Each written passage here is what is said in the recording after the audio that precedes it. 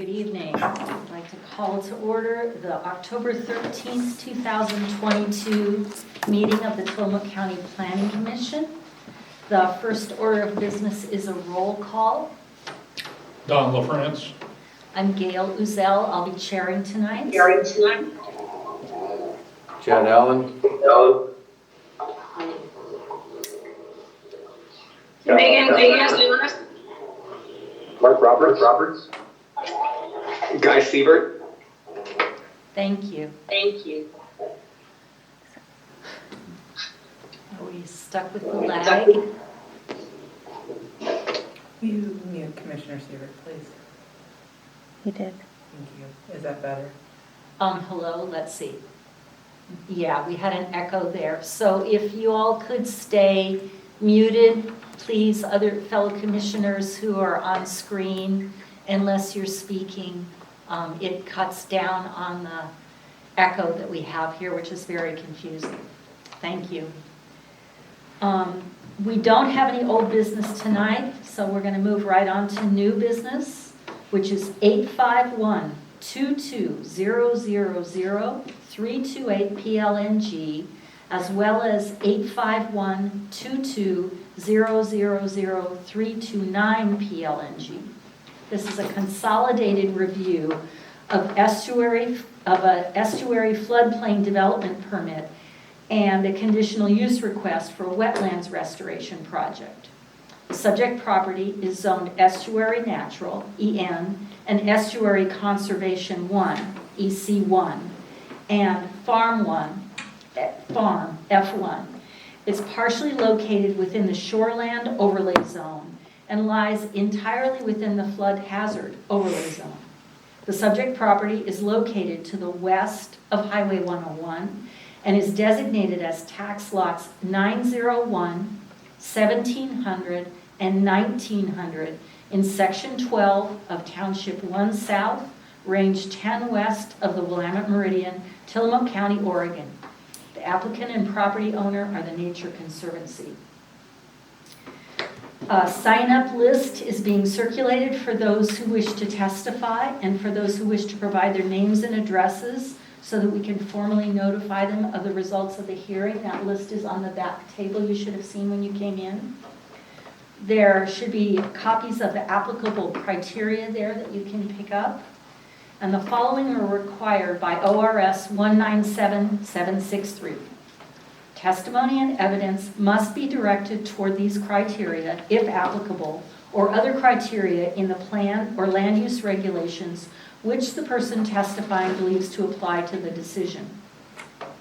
Failure to raise an issue with sufficient specificity to afford us and other interested persons an opportunity to respond to the issue precludes appeal to LUBA on that issue.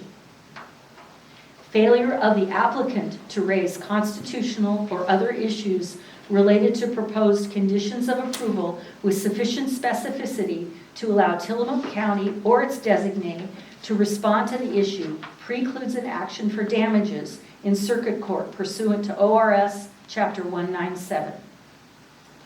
Any parties entitled to a continuance of this hearing if anyone provides documents or evidence in support of the application in addition to what was available at the time that notice of the hearing was provided. Because of how our hearings are structured now, this hearing will be continued anyway. In the conduct of quasi-judicial land use hearings, unless there is a continuance, if a participant so requests before the conclusion of the initial evidentiary hearing, the record shall remain open for at least 7 days after the hearing. That's ORS 19776336. The order of presentation is as follows. First, we'll have the staff summarize the report to the extent necessary to enable those present to understand the issues before the commission. Commission members may ask questions of staff. Then we'll have the applicant's presentation and a time for public comment. After that comes rebuttals and further comments from staff. As I said, this hearing will be continued, so some of these things will not happen tonight. They'll happen at the future hearing continuation. The hearing will then be closed to all testimony. The commission may discuss the issue amongst themselves, and then either make a decision at that time, continue the public hearing until a specified time, or take the matter under advisement and announce their recommendation at a specified time. I have some questions for the planning commissioners. Is there a challenge to the jurisdiction of the Tillamook County Planning Commission to hear this matter? If so, please state the challenge at this time. Are there any conflicts of interest or personal biases to be declared by a commission member? If so, please state the bias or conflict at this time. I might have something, I guess I gotta make sure it's out there. Commissioner Allen, go ahead. Yeah. Part of the reasoning that at least on the exclusive farming zoning, that this application is in front of us today is of the pilot project, Sentinel 1517. Excuse me, hold on for just a second. Madam Chair, he may have multiple devices running or speakers, and Okay. that's probably what's causing the feedback. Okay. Commissioner Siebert, if you could check and make sure that you don't have multiple devices running. We're having a lot of echo feedback here, and it's impossible to track your own speech when you're repeated a second and a half later. So if you could all be really... I only have my computer on, no Okay. other device. All right, if you can make sure you're muted. Thank you. And it was on mute, Go ahead, Commissioner Allen. I'm sorry for the interruption. Not a problem. So just in full disclosure that, I was part of that legislative process that brought that to Tillamook to this point. And then, I participated at the county level with Nature Conservancy and the Creamery and a group of us, ODF&W and others, that kind of put together the matrix of what that was going to look like. In which it was brought, I think, to the Planning Commission again that adopted that ordinance at 1 point. And so I've been part of that journey. And so I don't know, that makes me biased one way or another, but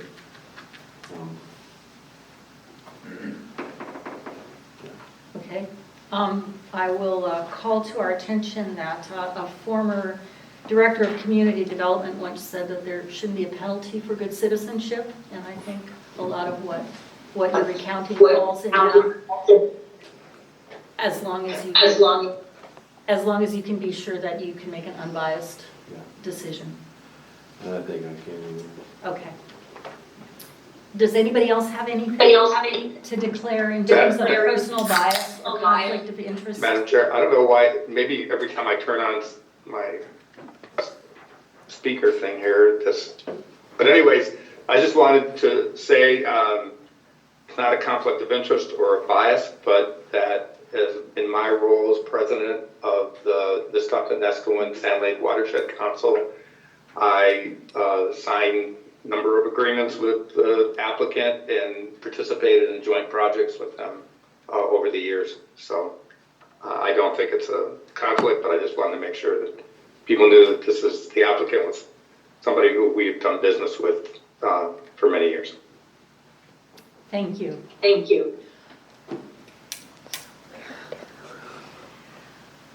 Have there been any ex parte contacts regarding the upcoming matter that a board member or that a commissioner needs to declare? If so, please state the ex parte contacts at this time.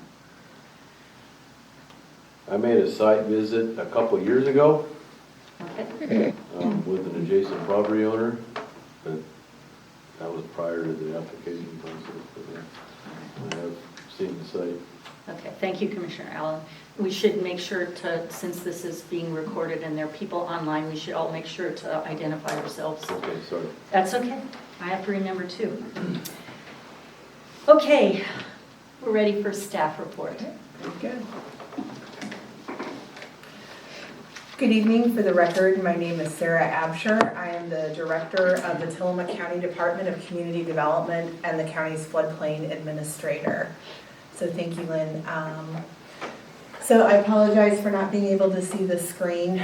Largely, the TV is what we have to work with tonight. My presentation slides will be posted for public inspection following this evening's hearing. So if anyone would like to see those will be available along with the applicant's presentation that we will share following my presentation. Before you is a consolidated application request. It is reflected through a conditional use process and a floodplain development permit review. The conditional use is required because of specific criteria that must be demonstrated to be met for this project to be approved. In your deliberations moving forward, it's suggested that you start with the conditional use review criteria because if the use cannot be established for the restoration project through the conditional use review process, then the development permit review is moot. So just a quick introduction. The subject property is roughly 60 acres. It's located on the western region of the Kilchis Valley. It is bordered by the Kilchis River to the south, farmland, and then essentially Highway 101 to the east, Tillamook Bay to the west, and then the communities of Idaville and the city of Bay City to the north.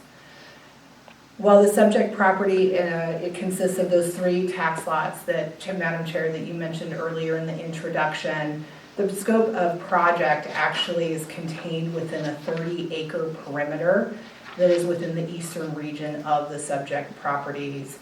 The applicant notes in their application the remaining 30 acres, which are located on the western region of the subject property, already is covered by native tidal wetland habitat. The conditional use project, so before we jump into the criteria itself, Commissioner Allen spoke of this just a moment ago as well. This is a very unique request in that the conditional use criteria that are required to be analyzed for that portion of the property zone farm within the project area. If you recall, prior to 2017, the county allowed wetland restoration projects as a use permitted outright in the farm zone. There was a project that you will hear about probably this evening. It was the restoration on the Dewar tracks, which I believe you heard as part of an appeal process several years ago. The outcome of the Dewar project, without affording an opportunity for an assessment of potential impacts to farmland resulting from restoration projects, was really the catalyst for Senate Bill 1517, which was a pilot project approved by the legislature exclusively for Tillamook County that has a 10-year time frame to see if there's an opportunity to explore ways to move wetland restoration projects forward in a manner that does not significantly impact the practice or the cost of adjacent farm and agricultural operations. This is the first project that has come before the Planning Commission that is a reflection of that pilot project. That criteria for Senate Bill 1517, which are reflected in section 6.060 of the land use ordinance, pertains solely to the areas of this project's zone farm. The standard conditional use criteria outlined in section 6.040 do not apply to the farm zoned areas. So I'm going to get into that a little bit more, but just to kind of set the process tonight.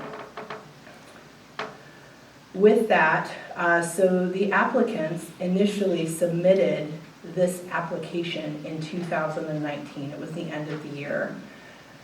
Unfortunately, they submitted it just before the cyber incident that the county experienced that shut us down for several weeks. And then regretfully, we couldn't get any traction because we went straight into the pandemic, which stopped all operations for a period of time. We were able to resume the project in 2021, 2020 through 2021, where the applicant decided to enter into the collaborative process, which is an option through Senate Bill 1517, codified in Article 6 of the Land Use Ordinance. And through that process, there were several participants and stakeholders who all met the criteria of being able to participate in that process. And those included adjacent landowners, farmers, the creamery, the Tillamook Bay Flood Improvement District, and others. Six Rivers was the mediation organization used. There is a copy of their findings and their report in your packet and as part of the record. Ultimately, what happened was that this application, because the time had ran out to finish the review, the application was resubmitted. And it was resubmitted with accompanying updated information that included an updated hydrologic study that was conducted as a result of the collaborative process between the applicant and the stakeholders. And then there's also updated information from the applicant's engineer. So that's also why you have a lot of information in your packet from 2019, is because we carried that forward, because we did not finish that process, and then resuming that process, you have the updated information with it this evening. So just a quick aerial of the area. So as you can see, this is the Kilchis Valley. Highway 101 is here. You can see this is Alderbrook, and the subject area essentially is here, west of Highway 101. And then here is a more zoomed in aerial photograph, so you can see here's the Kilchis River, the slough, and then the community of Idaville. For zoning, so there's a couple of things that are interesting about the zoning, the zone boundaries for some of these zones that are that lay within this property in this project area. The estuary zones, so in this case it's the estuary natural and the estuary conservation 1, those zone boundary lines are determined by the text, the language in the ordinance. They are not determined as hard boundaries on these zoning maps. So the zoning maps, the boundaries you see, so the estuary natural is a mauve purple color, the estuary conservation zone is gray, and then the farm is yellow. The farm zone boundaries are an accurate depiction, but the estuary zones are determined by tide lines essentially. And so just for the record, these are approximate as shown. Project area, so this is a aerial photograph that the applicant provided. The area outlined in red is the project area. And then with that, you can see the native tidal wetlands, and then the Porter, estuary Porter, the red boundary is the roughly 60-acre tract, and then pasture and the railroad depiction. This is a copy of the FEMA flood insurance rate map. So it's important to note that this property is not mapped floodway. So the floodway is the red hashed area depicted on this map, and as you can see, that area is east of Highway 101. Everything west of Highway 101 is in an area of special flood hazard. It's got a Zone AE designation with a roughly base flood elevation of 12.5 feet. The black markers are indicative of dikes. A no-rise analysis was not required for this project because it is not mapped floodway. And it is not mapped floodway because it is tidally influenced. Wetland restoration activities, so just a quick summary as outlined in the applicant's proposal. It's a proposal to lower the dikes along the Hathaway and Stassic sloughs, Proposals to fill agricultural ditches, recreate tidal channels, remove 5 water control structures, a box culvert, build 2 light-duty bridges, revegetate, and then with the grading and filling that's proposed, they will be creating elevated mounds for slight topographical differences throughout the project area.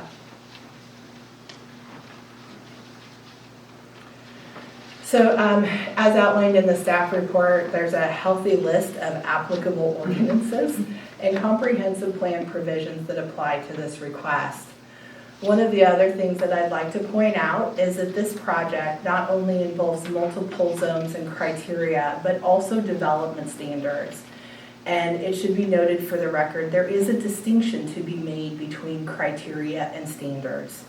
Standards are either met or they're not. They oftentimes do not require a discretionary determination or decision. The criteria are discretionary. The criteria is what you are basing your decisions on, and that is why we are here in a public hearing this evening.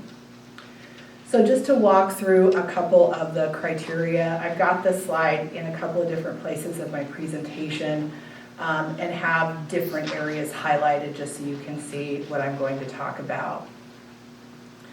So the farm zone, because of the pilot project that we have underway for Tillamook County, the pilot project required implementation of conditional use criteria in Article 6.060, which essentially reflect the criteria of ORS 215-296. Those criteria discuss whether or not a project will significantly increase the cost of farm practices and if the proposed development would force a significant change in practices. With that, the estuary natural zone. So the proposed restoration project, because it is an active restoration project, and that is discussed and defined in the staff report, active restoration projects are subject to the standard conditional use criteria outlined in 6.040, which we will get into a little bit later. But essentially, it's an analysis of the project with general impact analysis to the overall site, compatibility, suitability, consistency with the comp plan, and availability and adequacy of public utilities and facilities in the area that may need to serve the development. Sections 3.120 and 3.140 relate specifically to development within estuarine areas and estuary zones. Those are our standards. They are not criteria. We'll get into those a little bit later. And then the estuary conservation, EC1, active wetland restoration projects are use permitted with standards in that zone, so it does not require a conditional use review. But it does, like the estuary natural zone, require standard review for development standards that are contained within those estuary development requirements in 3.120 and 3.140. So added to all of this are 2 overlay zones, and these zones do expand across the project area in its entirety. So the first one is the shoreline overlay zone, which is which requires a conditional use review in relation to 6.040 for those inventoried significant shorelands. So in this case, it's the significant wetland and biological habitat and wildlife habitat classifications. And then with the flood hazard overlay zone, as you saw on the map, the entire area is within an area of special flood hazard. So in the applicant's packet, they do talk about with review of the regulated activities. So this goes back to section 3.120.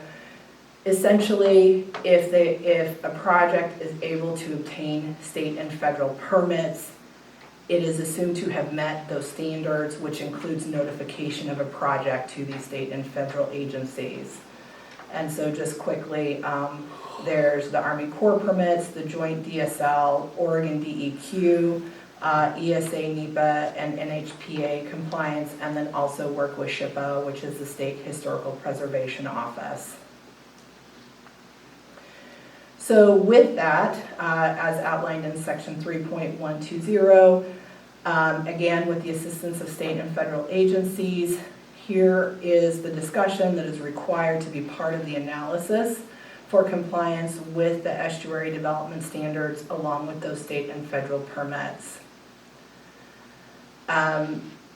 Probably one of the most that you will hear about this evening will be the methods which could be employed to avoid and minimize adverse impacts. The applicant does talk about erosion control measures within their project, but probably move into hydrologic and other concerns that you'll hear this evening as well. Because as we mentioned, we do have tidal wetlands. There are requirements for development exceeding 50 cubic yards of fill. So again, these criteria that are up on the screen for your review are, not criteria, these standards are part of what is required for review of this process. Restoration and enhancement does have a healthy list of standards to be met. If you notice, this is where we start getting into a common theme of engagement and crossover with the shoreland overlay zone. So the shoreland overlay zone and the goal 17 element, which is the shoreland element of the comprehensive plan, and the estuarine element, which is goal 16, along with the estuary zones, really start interweaving here. And this is where you can see that it requires compliance to make sure that those policies and standards within the shoreland overlay zone are also upheld. And in the shoreland overlay zone, it cross-references back to the estuary standards and also section 6.12 of the goal 16 element. So freshwater overlay for wetlands, and then section 4.140, which are the requirements for protection of water quality and stream bank stabilization. As stated in the staff report, there are no goal 5 mapped wetlands in this area. So these are all considered to be freshwater wetlands. They still fall within the shoreland overlay zone. They still fall within an estuarine area, but they are not inventoried under goal 5. We have met the requirements by notifying the Oregon Department of State Lands, which is a requirement for development in these areas. And then also requirements for protection of water quality and stream bank stabilization. Bridge crossings, restoration projects are allowed. There is nothing within those development standards or that section that would limit or prohibit any of the proposals you have before you this evening.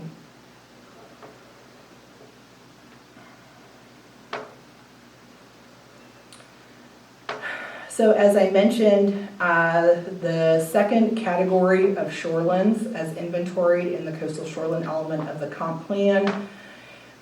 This area is inventoried as major marshes, significant wildlife habitat, and is included in the second category. And so just copying some of the findings that are in the staff report to confirm the category and the identification. Also, that under section 3.140, which is the shoreland overlay zone, that conditional use is required for development in those areas. With the flood hazard overlay zone, the project meets the definition of restoration. And so because the project is tidally influenced and is not map floodway, a no-rise analysis was not required. And then as outlined in the staff report, the goal 16 element, which is the estuarine element, has 2 implementation requirements that apply to this project. So the first one is the impact assessment. As noted in the comp plan and in the staff report, this is not meant to be an overly arduous or super technical analysis. It's supposed to be something that can be obtained and performed by anyone. And so the applicant does have this impact assessment as part of their application submittal.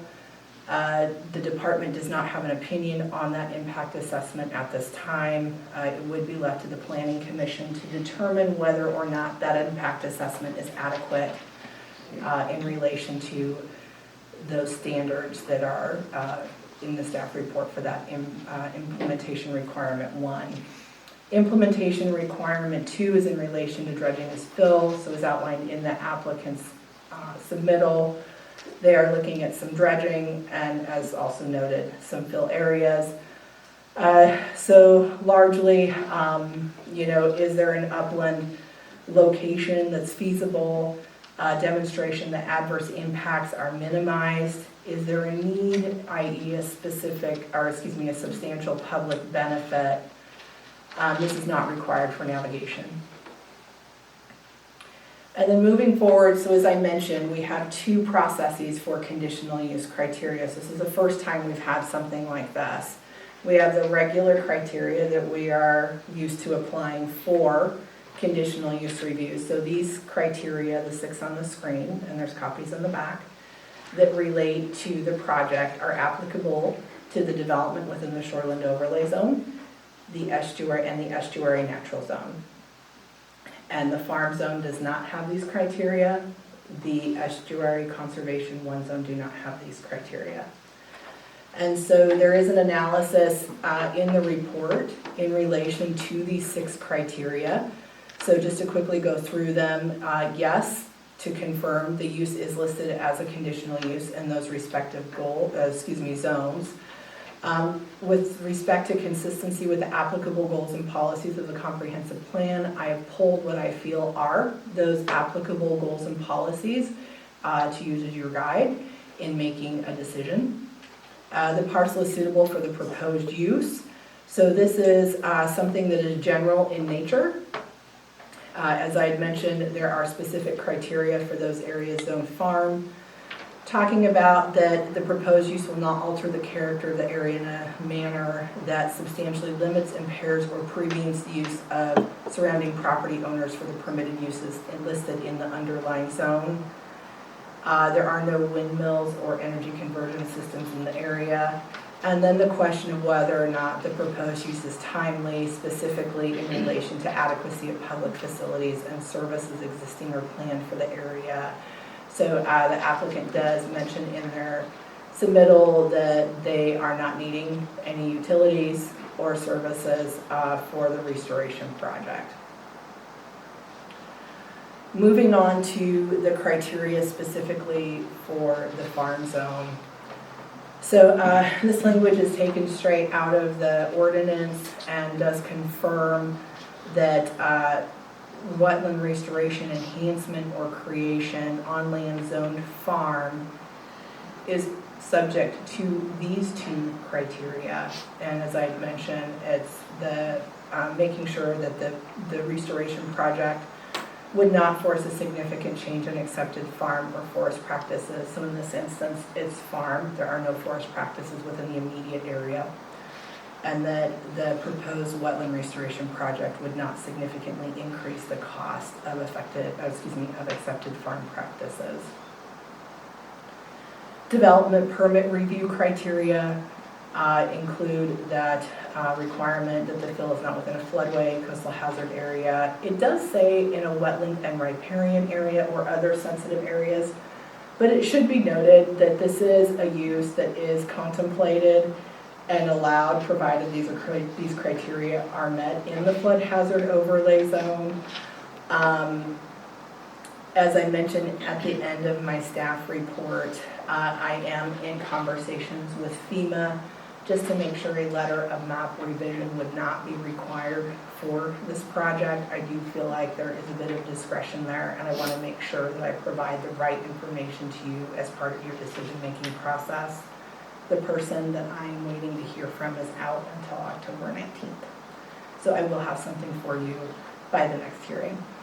The fill is necessary for an approved use on the property. That would be related to the filling activities for the mounds and then the grading. Fill is the minimum amount necessary. So the applicant does discuss that in their submittal. Again, consistent with the shoreland overlay zone, are there feasible alternative upland locations? And then discussion about whether or not the fill would impede or alter the drainage or the flow of flood waters. Now, again, that goes back to, is a letter of map revision appropriate for this project?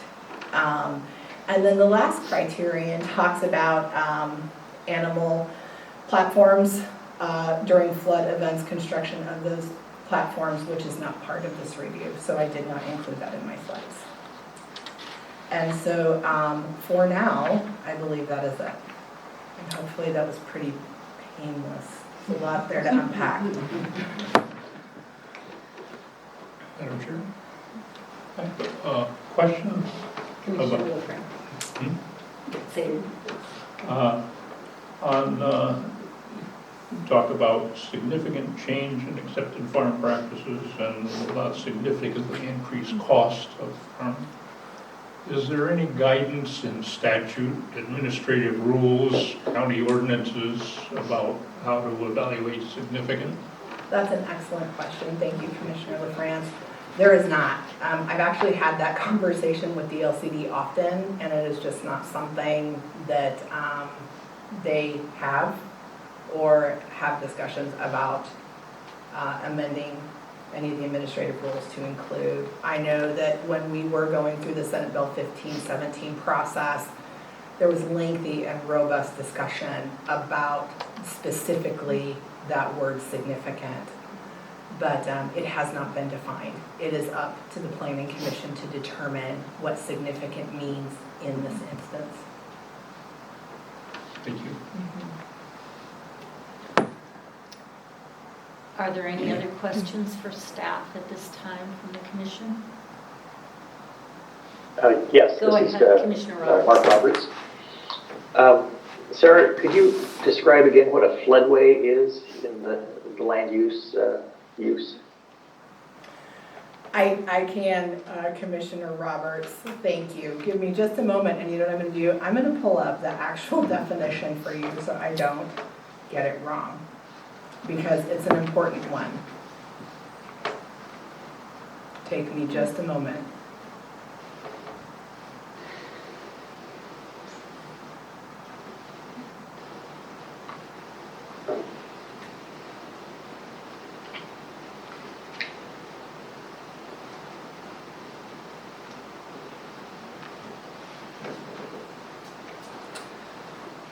So in section 3.510, the regulatory floodway is defined as the channel of a river or other water course and the adjacent land areas that must be reserved in order to discharge the base flood without cumulatively increasing the water source elevation more than 1 foot. The regulatory floodway is delineated by FEMA on the flood insurance rate map and or the flood boundary and floodway map. So if we were all together, maybe that's a training thing we can do later, because actual drawing depiction is most helpful in understanding that definition. But largely, what you look at is the channel of a river and adjacent lands. And there is modeling that is done to essentially, theoretically and hypothetically, place fill in that channel. And wherever the data determines there has been a 1 foot rise, the modeling stops and those lines are drawn on each side of the channel. So it's assumed, unless you've got a very high elevation with the channel, the channel down inside a drainage way or a draw, that channel, the floodway boundary will expand beyond the channel to include adjacent lands. And the lines are drawn to determine the boundaries on each side of the river and that land area based on modeling that identified where that 1 foot rise would occur. I'll draw you a picture soon. Okay. Go ahead, Commissioner Allen. Chad Allen for the record. On the number 4 criteria, the proposed use will not alter the character of the surrounding area in the manner which substantially limits, impairs, or prevents the use of surrounding properties for the permitted use listed in the underlying zone. How does that compare to the evaluating the 215, 296 conditional use criteria? My determination of that would be generally, if we looked at the surrounding farmland, would this restoration project under the general criteria impact the ability to use the property for things like farm uses?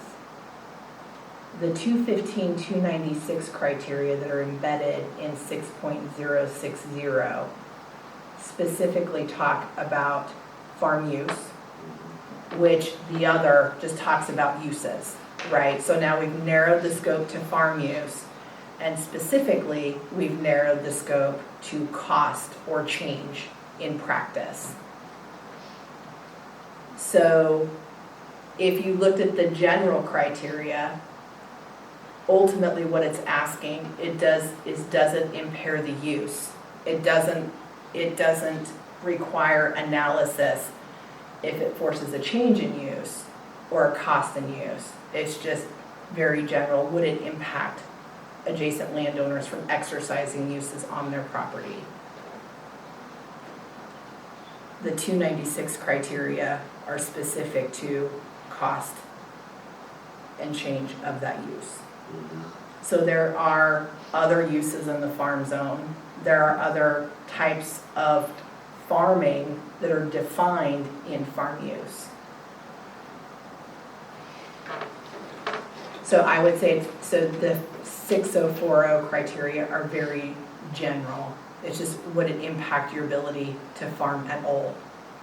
Whereas 6060 is it going to change how you farm, and is it going to increase the cost of how you farm? So it would have to basically almost prevent the use of farming in all farming activities. That's how I think it would be read. I could be wrong. You can make findings to indicate otherwise, but that would be my assessment. Okay, thank you.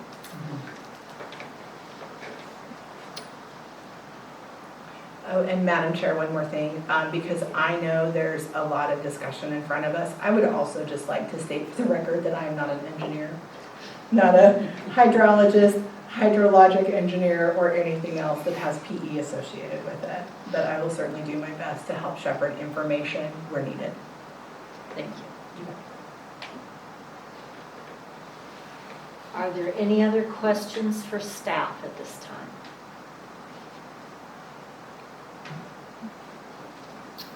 All right, hearing none, we'll have the applicant's presentation next. So Madam Chair, would you like them to come to the table? Yes, and please come up to the table. I'm going to run their presentation for them.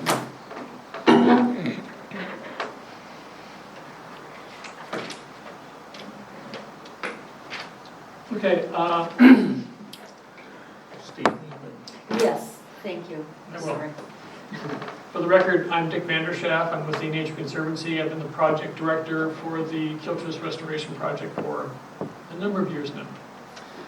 And I want to introduce our team before I get started here. To my left is Sarah Curtis, who's with Stoll Reeves, who's providing legal counsel for this project, and Curtis Loeb is with Wolf Water Resources. He is a professional engineer. But we'll ask some questions here later on. So. And we have other folks who've been working on this project diligently. I think some of them are actually online, but I'm not going to bother them currently.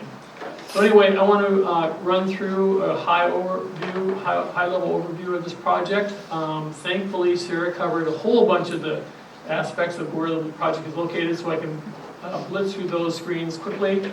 I'm not going to be able to recite the verse that Sarah did with regards to all of the land use aspects that you have to work through in front of you.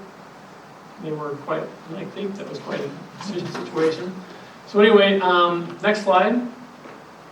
Again, as you saw, this is the Kilchis Wetland Preserve. The portion, this preserve sits on 127 acres. It lies entirely to the west of Highway 101 and the lower Kilchis Valley, all within essentially estuarine lands. And the river, Kilchis River itself, wraps around the south and the west side of this land base that you can see there. It's hard to see the boundary lines. I'm sorry, they aren't quite as distinct here, but you will get a packet that shows these things in the slide deck. And next slide. Doesn't show much better, but the project area that we're working on for this current situation is the Porter Tract. It's the northern half of this project area. And next slide. We talk about tidal wetlands. This area is entirely comprised of tidal wetlands and various habitats. Tidal wetlands, as you probably know, are very highly productive natural habitats that we have lost about 50% of them within the state of Oregon overall. They are well known as being critical for juvenile fish habitat. They're also well known for flood attenuation. There's obviously a very large, very successful flood attenuation project here in Tillamook County, the Southern Flow Corridor project that was put in a number of years ago.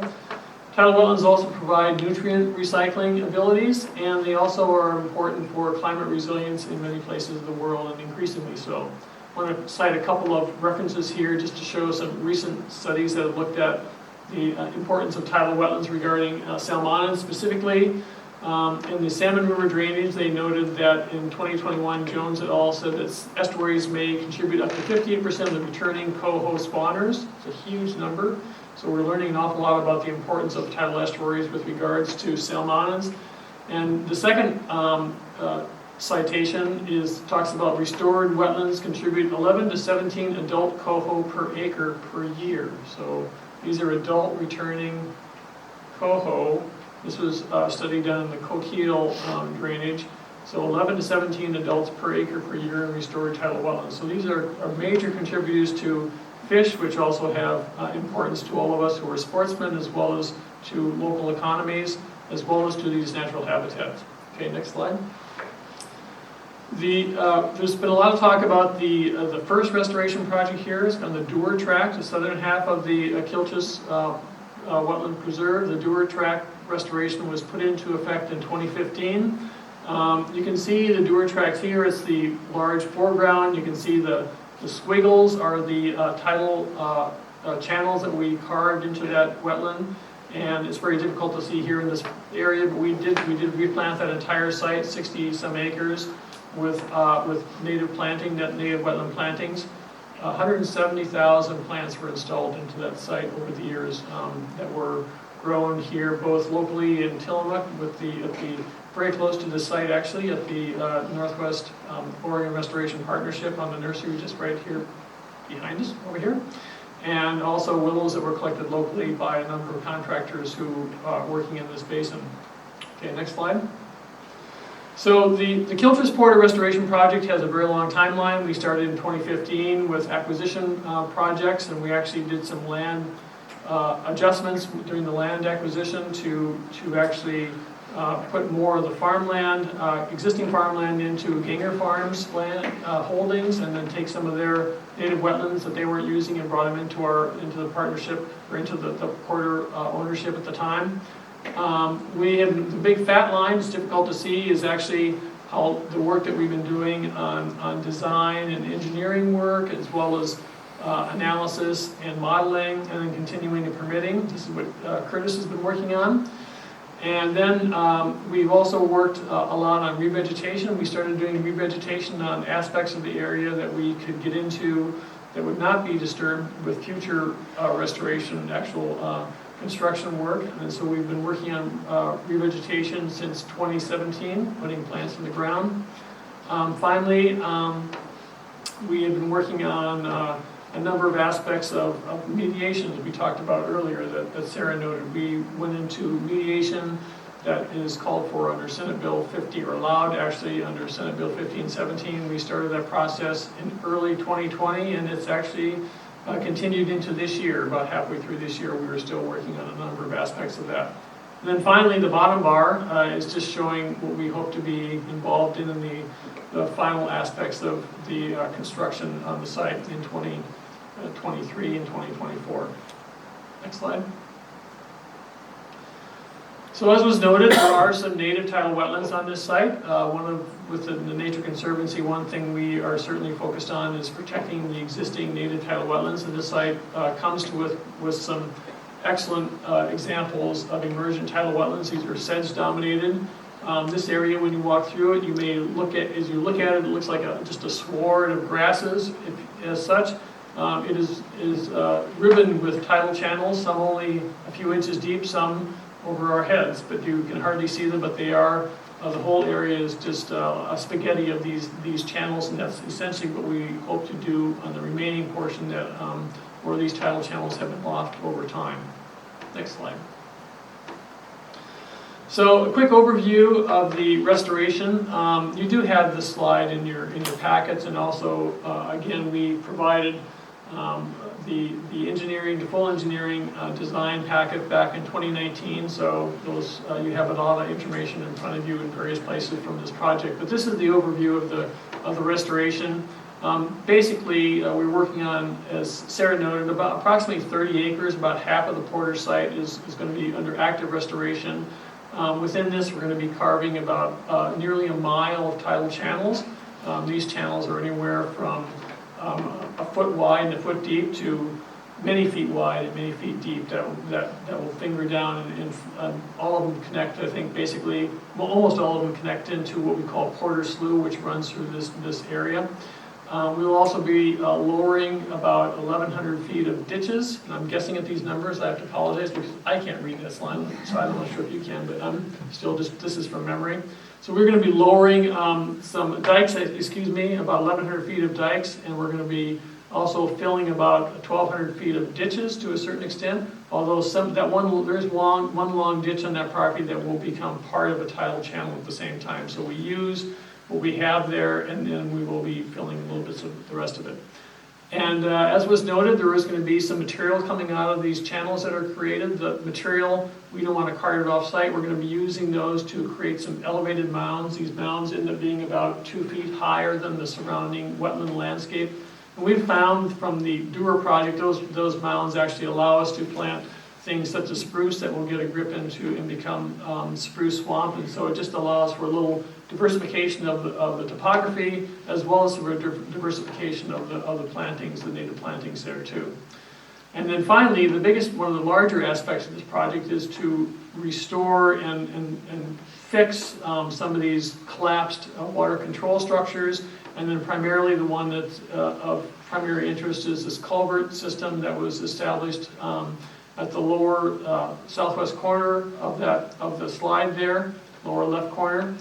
There was a large ditch that was dug in 1965 to relieve waters that were accumulating in Stasek Slough that had been pinched off from the 1964 flood that some of us still remember. That culvert is collapsing, and that culvert has always been undersized and actually causes constrictions in the removal of that water through Stasek Slough, even though when our previous project did recreate Stasek Slough itself. And so a large aspect of this project is to rehab that area, both enlarge and right-size the ditch into a fully functioning channel, and to remove the culvert altogether and actually make that connection a true connection with Stasek Slough. And this is one place where there will be a bridge put in. There will be another smaller bridge put in across the slough to the north a little bit farther.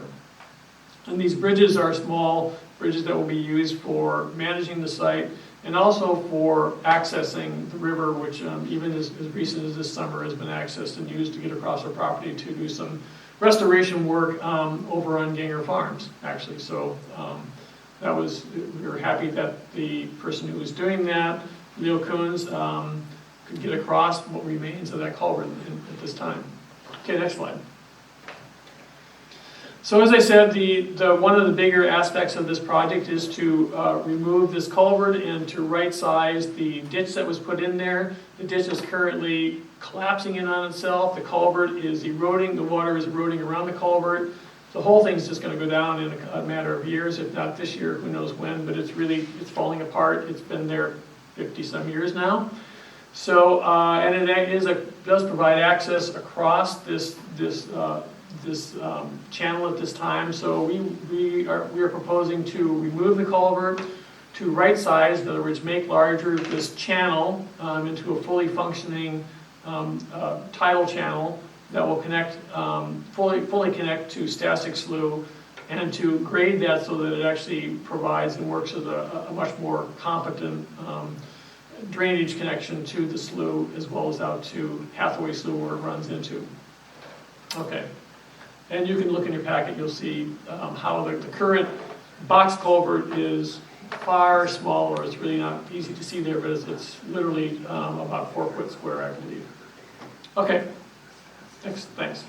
So as I said, we entered into the mediation process in 2020 when responding to community concerns about this project. Mediation was something that the applicant, us, have to elect to do, which we did. So we went into that process. As Sarah correctly covered, we used Six Rivers Mediation Service to facilitate a number of meetings.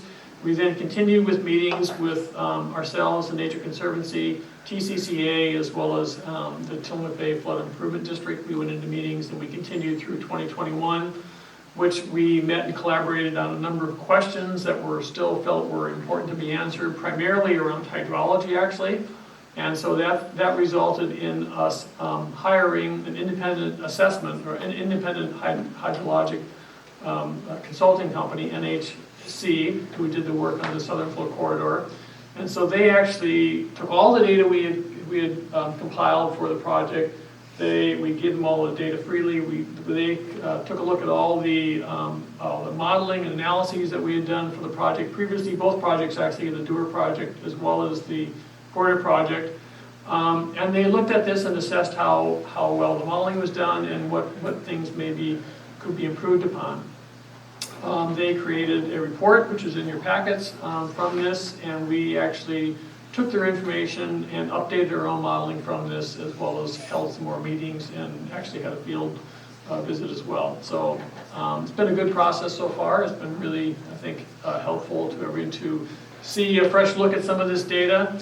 And I should note too, we have been collecting water level data ourselves at 8 sensors spread throughout this site now for about 6 or 7 years. So we had a lot of data collected, at least on water levels in the various sloughs and within channels.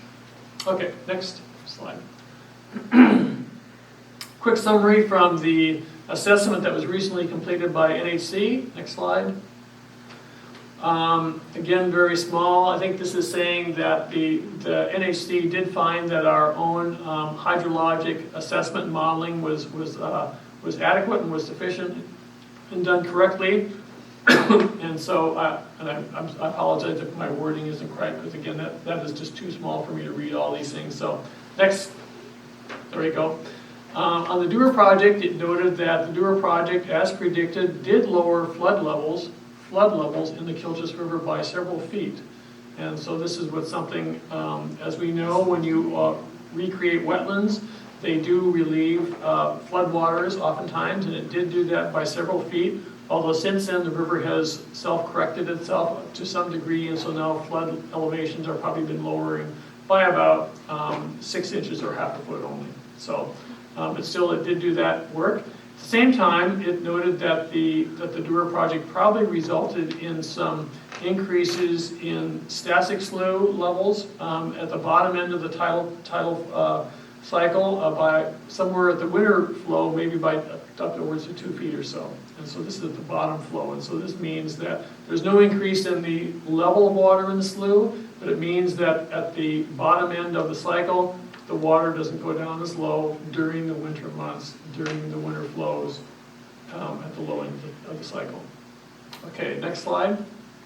Now, for the proposed project, the Porter project, again showing that the Porter project will actually be, by opening up that channel, by opening up that culvert area and right-sizing that channel, it will probably result, or it will result in a change in these winter flows by lowering that bottom end of the tidal flow in Stasek Slough by somewhere between 5 and 10 inches overall. So it will result in a lowering, because again, you're opening up that channel to a certain degree. And to be honest, I cannot read the rest of those things up, those highlights on there, but they probably are really important. So it's up for you to have to do those things. Okay. Would you like me to read that? Another Yeah, you record, can read them, Madam that'd be Chair? great. So the final bullet states that the Hathaway Slough levels may increase up to 2 inches with combined projects. Thank you. Okay, so some of the recommendations that came down from NHC were to offer up some additions to the modeling that we had done previously, and so we actually took those recommendations to heart and we did that. I know that we looked at several different scenarios by examining whether we should remove sediment that accumulated in the lower end of Stasek Slough.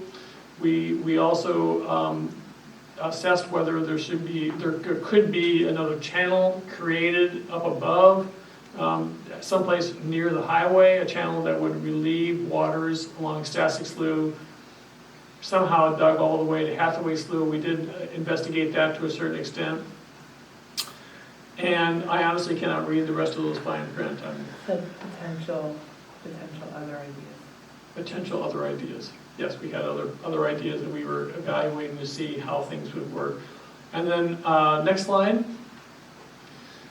Some of the updated modeling findings were that we did also, there was recommendations to include Vaughn Creek, which is a creek to the north of, in the northern end of the Kilchis lower valley. Vaughn Creek actually flows through a series of ditches and flows essentially directly into the bay, but it does have some hydrologic impacts. And so one thing that the NHC assessment called for is maybe adding any of that hydrology from Vaughn Creek into the modeling. We did that.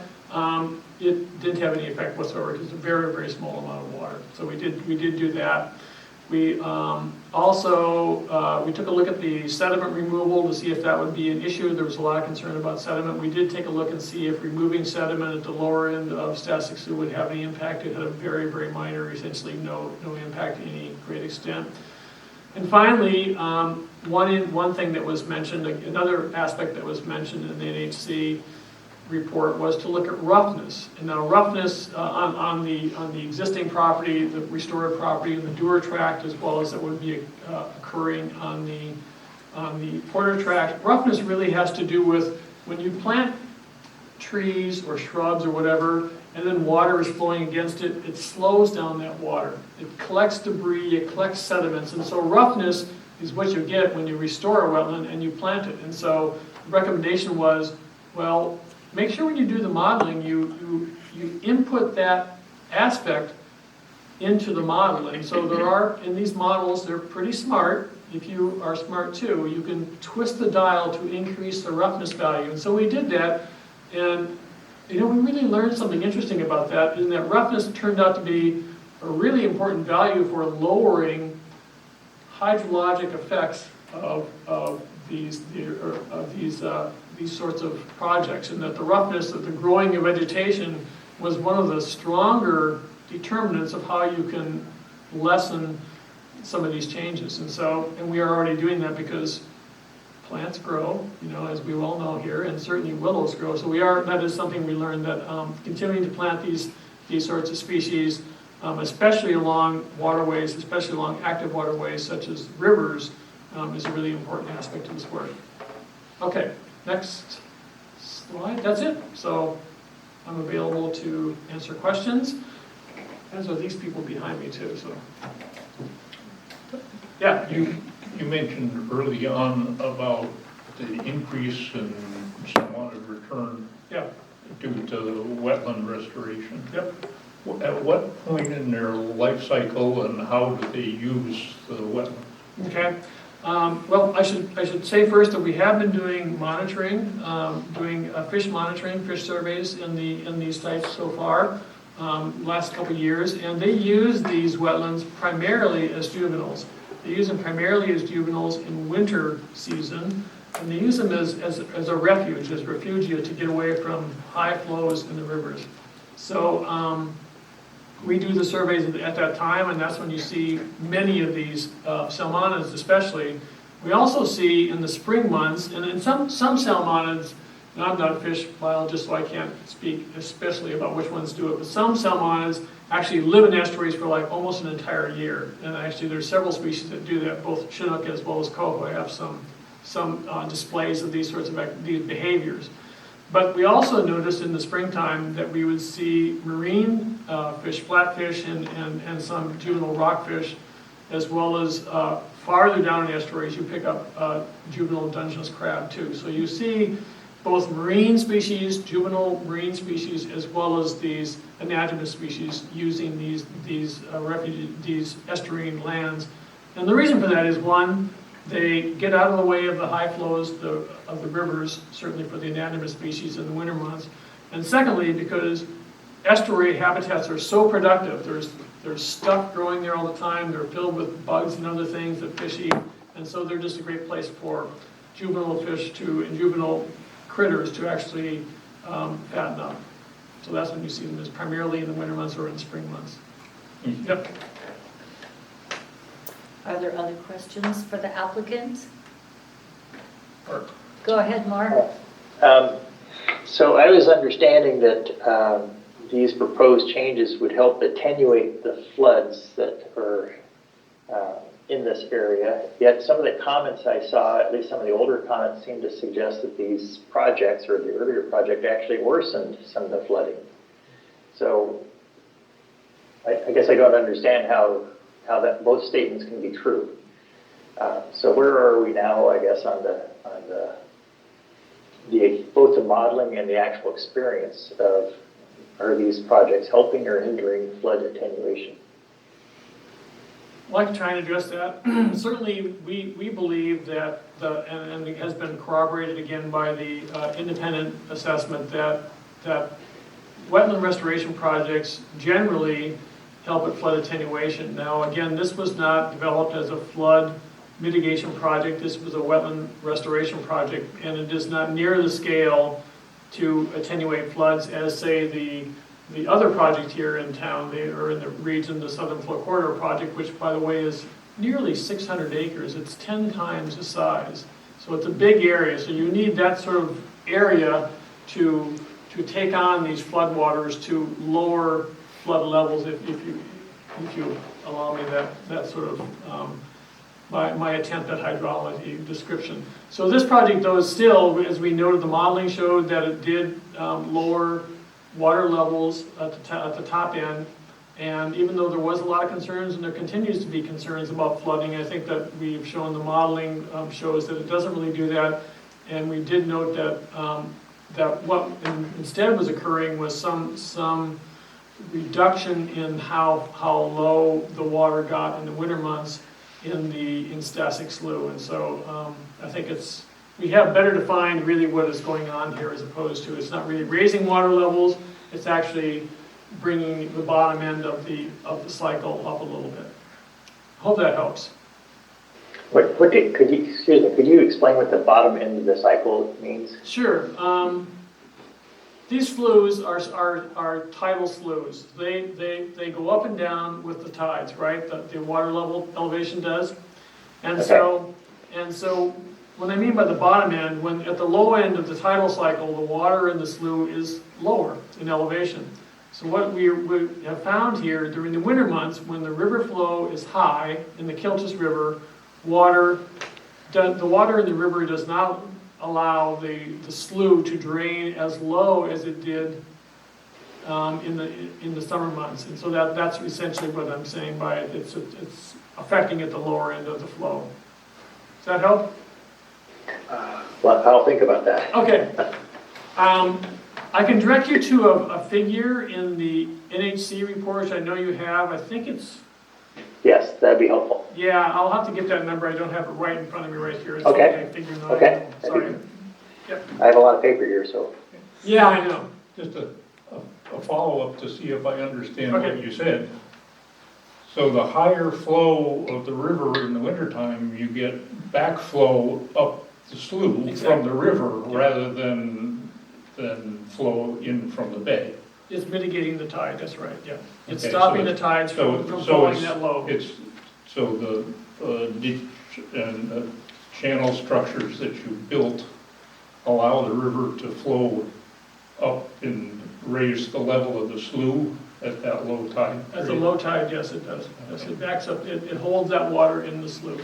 Just making sure I Yep, understand. yep, what- you've got it. Okay. Yep, basically. And I'm hoping I'm characterizing that correctly. I'm looking back at Curtis here, Curtis Loeb, the engineer, but I think that's the description, yeah. And that's, that observance in, both, my modeling and the, independent NHC modeling, was occurring and due from the Dewar, the Kilchis, the Phase 1 construction project. So it's, it might be important to consider that phenomenon, that effect, the Kilchis River's influence on not letting those slough waters drain as much was a result from the Dewar Phase project.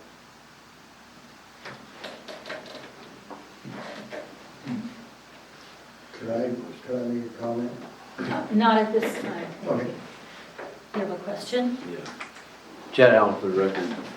I guess I have a series of questions, but my first question is reference to the mediation process. Did you find that constructive, helpful, and was there any changes in the design of your Porter project that came out as a result of that mediation process? Well, first off, the mediation process was definitely helpful because I think we had people, finally, we could drill down on the questions that people had about, is it flooding, is it not flooding, what's going on with this, what about sedimentation, what about groundwater and these things. So we had these series of questions that it took for us to formulate. I think that it was really an important exercise, and that took months. It wasn't just something that happened overnight. It took months of discussions, and also there were discussions about, I remember one in particular, someone said, oh, basements were flooding, and it took us a long time to run that backwards, that trap line backwards, and it turns out that this was a conversation that had begun in the Halem Valley.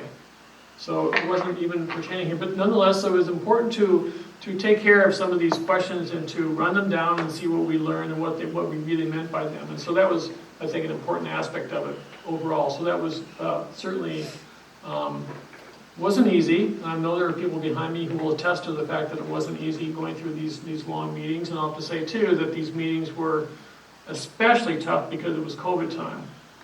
So for me, having to be in these meetings virtually, this is the very first meeting I can tell you, I've been in face-to-face with people not wearing masks. The very first meeting in 2.5 years for me, honest to God. So, and I'm nervous about it.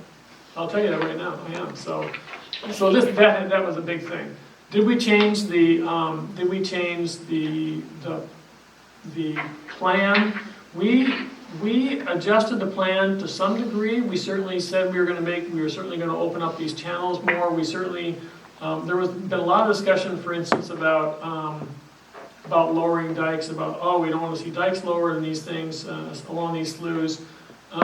We know, we have found, because we went back and did the modeling, that if that is something that people are really determined on, that not lowering the dikes is not going to break the effect of this process, because, and the reason for that is partly these dikes are very minimal dikes along these sloughs. They aren't dikes along rivers, for one thing. They're much more lessened. But we learned, well, we can certainly modify that sort of aspect of the project by not lowering dikes, because it's not really going to affect the flow of tidal waters onto the site to that degree.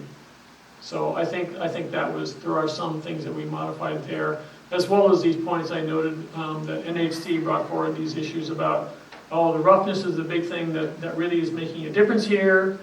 We're already planting roughness, so we know that, oh, we have to keep doing that and maybe putting these things in place. So there are some modifications we made, not dramatic. We didn't change the plan dramatically, to be honest, because actually it seemed like it was meeting the needs or some of the issues that people were looking for. Like for one thing, there was a lot of concern about mitigating the effects of changes to the water level in Stasek Slough. Well, we did show that this is going to do just that by going back and looking at the modeling of how it really is going to affect some of these wintertime higher flows in the river too. So I think it showed us for one thing that we need to model not just for high flood levels, which is a regulatory issue. The issue that's before most of us most of the time is like, are you going to change the level of flood? So that's what all of our design, and I'm not just saying me, but people who work on these sort of projects, we look at, that's our big question, are you going to change the level of flood? Well, we weren't, but now we've learned through this exercise that maybe another equally important aspect for farming, which has not been addressed very carefully or very succinctly, is are you going to change how these existing sloughs operate as a ditch to drain water off fields? And that was never part of the regulatory work. So has this mitigation worked? Darn right it has. It helped us actually refine what the real question is, and it took us 2.5 years to get to that question. I think in some ways. So I think that's been really helpful for me anyway. Yeah, and I mean, that's, the floodwater, surface floodwater during flood events, mute point really for me, but knowing now, that there was a 2-foot increase in Stasek Slough as a result of the original phase, which that phenomenon, from what I've understood, is called the Wiley factor, and has been seen in other projects, like this that have been adjacent to agriculture. And having areas that far down in the system, at the very end of the drainage system, 2 feet is huge.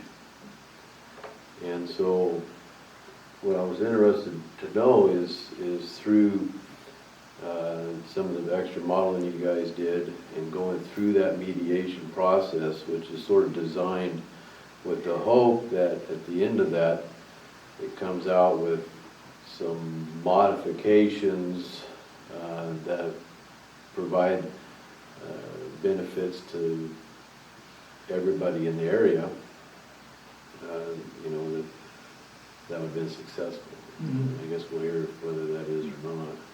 But was there any conversation about the combination of tide gates farther up in Stasek Slough with an additional pumping station for times of high flows and things like that?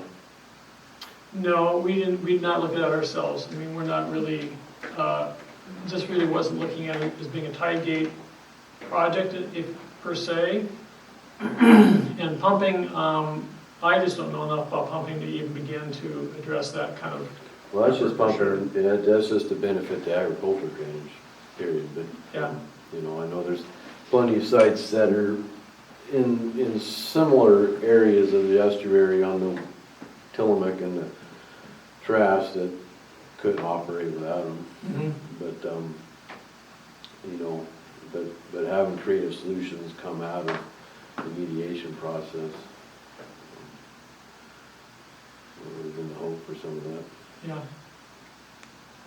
I mean, we did do more analysis to look at how many days this is really affecting these things and what flows. And again, these rises at the bottom end of the tidal cycle are occurring when the river flow is above 1,000 CFS, which means nothing to most of us, but that's pretty high. The average flow in the Kilchis is down along 400 or so it's much lower. Even the winter flows are less than that. So these are not every day that it's occurring.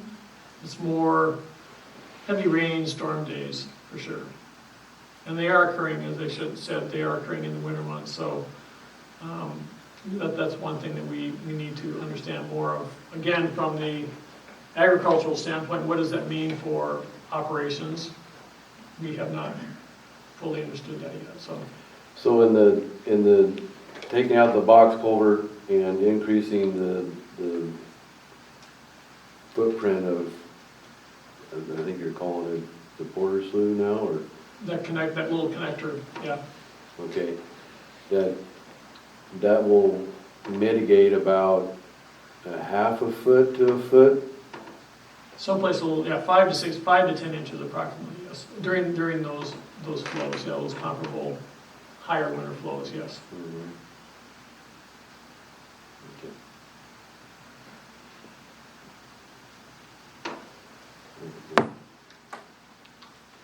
Madam Chair, Commissioner Siebert.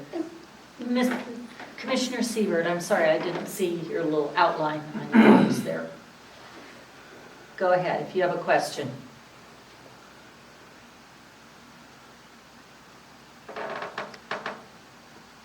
Commissioner Siebert, do you have a question? I think he's on mute. Yeah. No, he's not muted. I think you muted something. Yeah, I think he's muted. You're muted?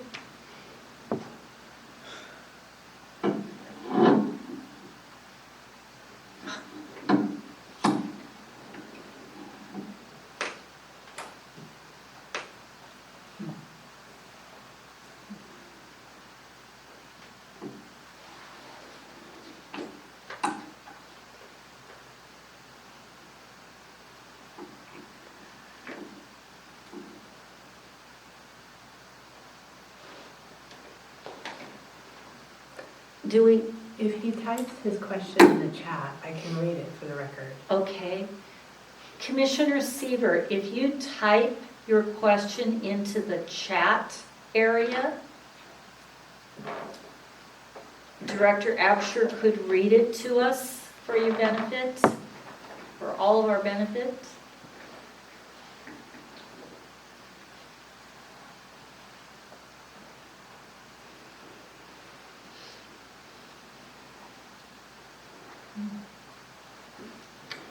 Technology.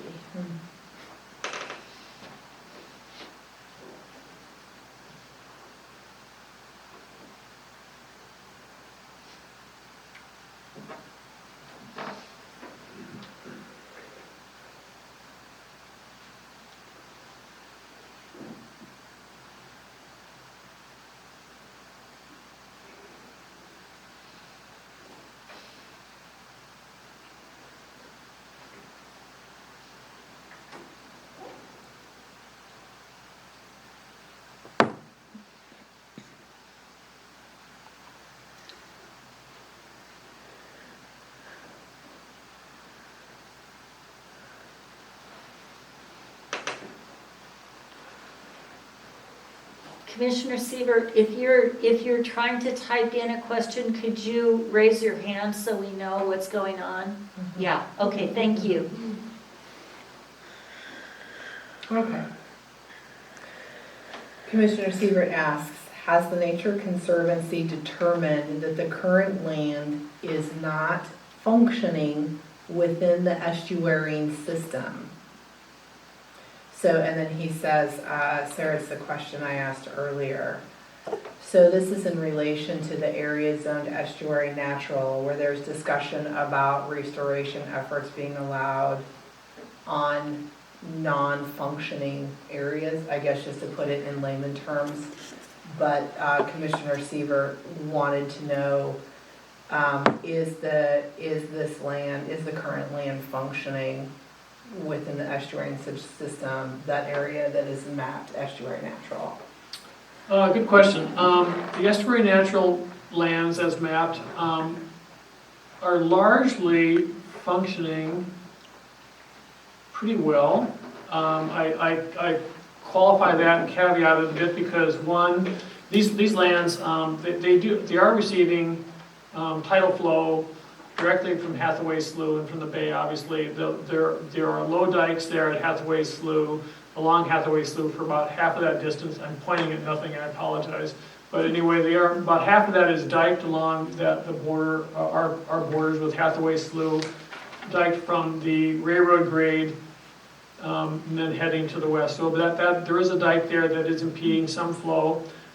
There has also been, I think when that dike was put in, that some of those lands, the earth was scooped from some of those places, so you can see some inundations there that are really funny shape there. So there's some patches there that were irregular, which is not a big thing, but it has resulted in a lot of weed habitat, a lot of weeds in there, and we have been abating weeds like crazy. So it's in pretty good condition. It is missing in some of those portions of the estuarine natural. It certainly has had some loss of tidal channels, but we are not really going to be putting in any channels for the most part in the estuarine natural areas. It's going to be primarily working with vegetation, and then if we do remove these low dikes, that will affect to the betterment of some of the area along the slough. So it's pretty good. It's pretty good. There's probably a little bit of vegetation work that could be done, but almost all of the efforts that we're looking at, the big active moving of soil and that would be occurring more in the farmland, or at least crop coming out from the estuary conservation EC1 zones, basically. And so the follow-up statement by Sure. Commissioner Siebert is the standard state that a non-functioning determination has to be made to allow the development.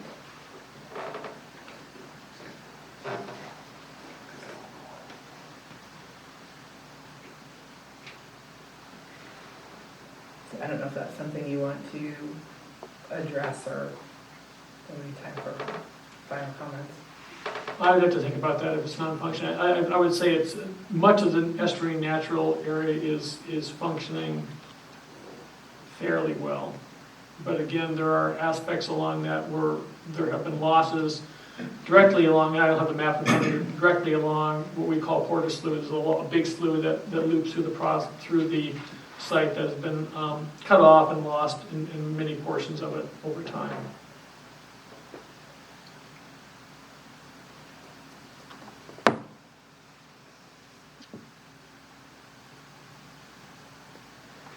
Commissioner Siebert, do you have further question or comment on that at this time?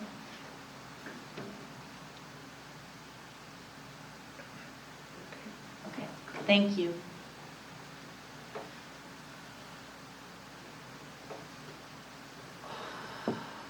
Are there other questions or comments for the applicant right now from the Planning Commission?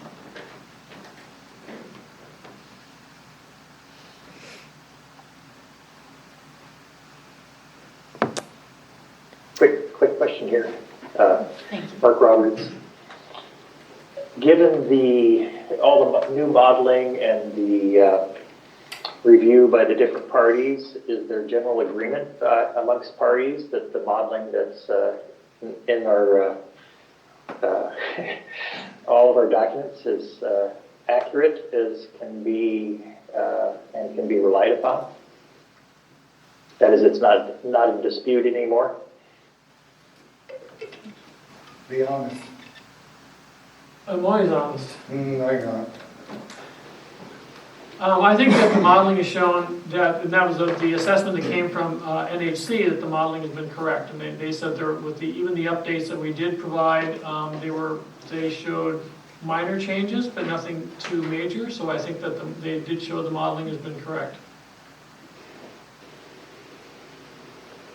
That was the purpose actually of having an independent assessment, looking at all the data, is to determine if things were if the results were correct, and if the input in the model was done adequately.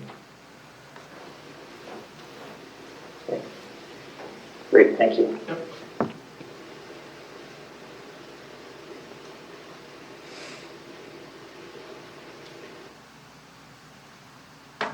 Are there any further questions?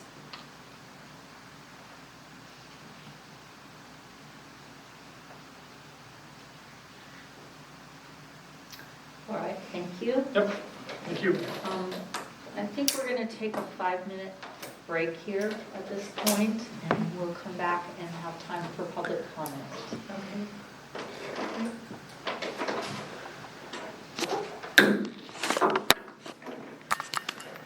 We are Can we stretch the screen maybe? We are back in session here. So we're going to move on to the public comment part of this hearing. If you would please come up to the table. I don't have a list. I'm not sure that we received a formal list. Okay. I can give you the attendance sheet. Yeah, let's do it that way. Thank you.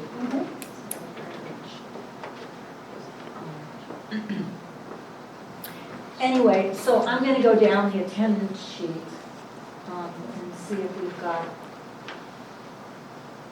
a mark for comment here. Sometimes they are and sometimes they're not.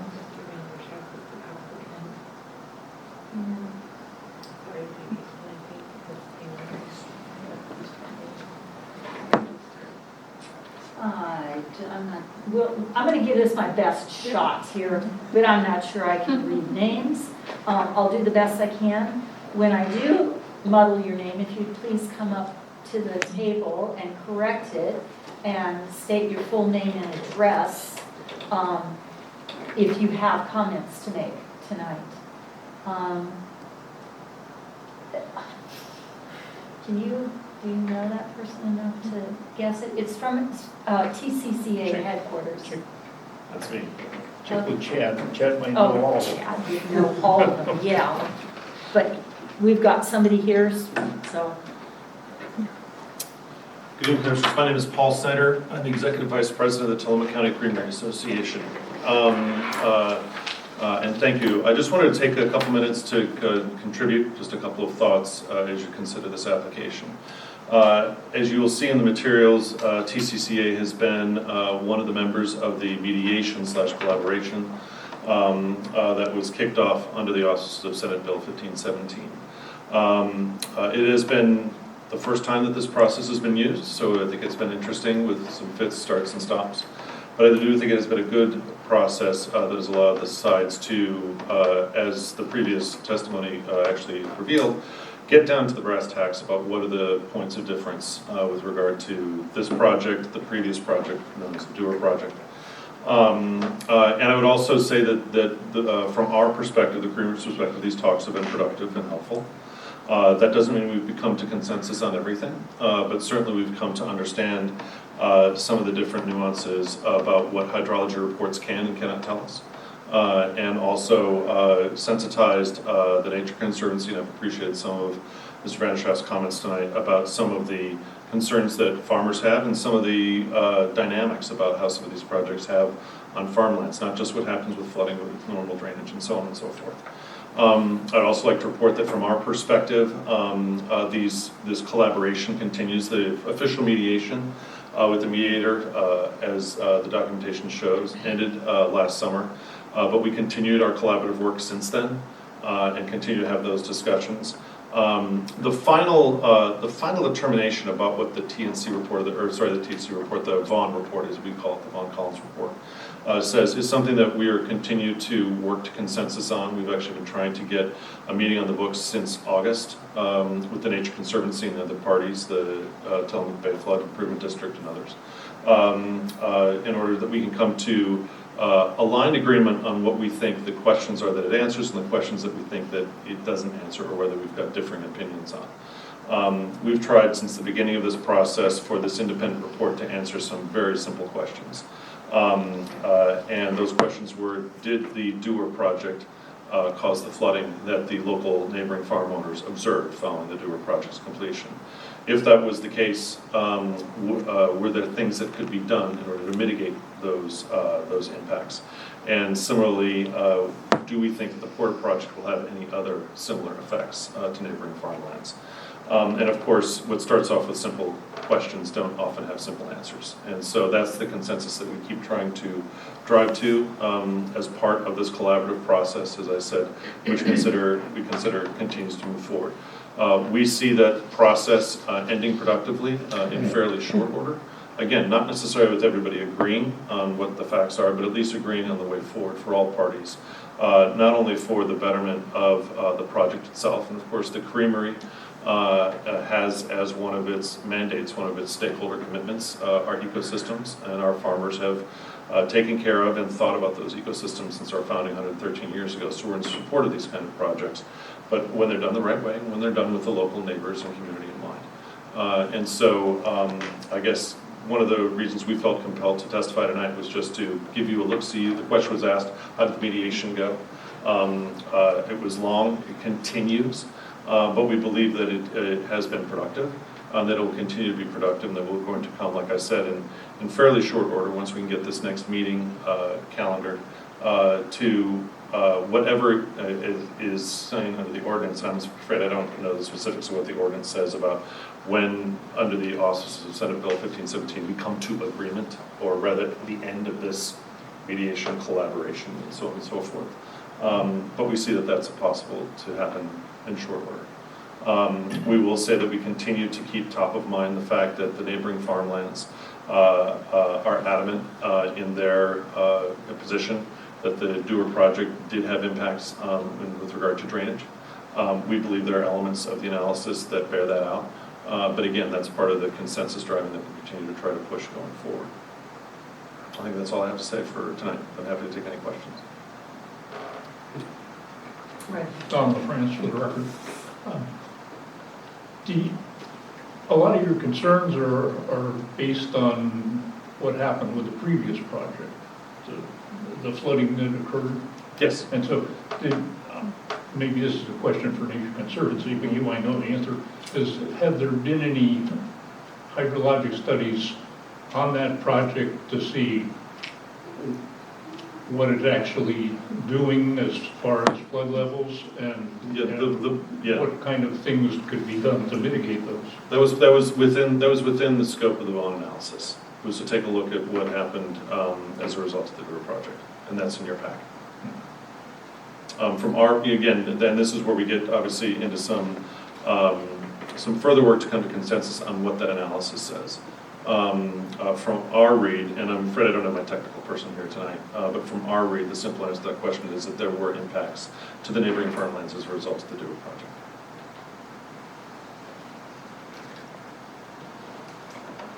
I have a question, piggybacking on that. So, are you saying that the analysis shows that there were impacts if read a different way? Well, again, I'm gonna stick with some others. I'm not a hydrologist or a hydrological engineer. So what I would say is my suggestion to this commission would be to undertake in whatever way it sees most proper to look at that hydrological analysis and determine for itself exactly what it says. I don't know if it's similar to statistics, but it seems like the same numbers say different things to different people sometimes.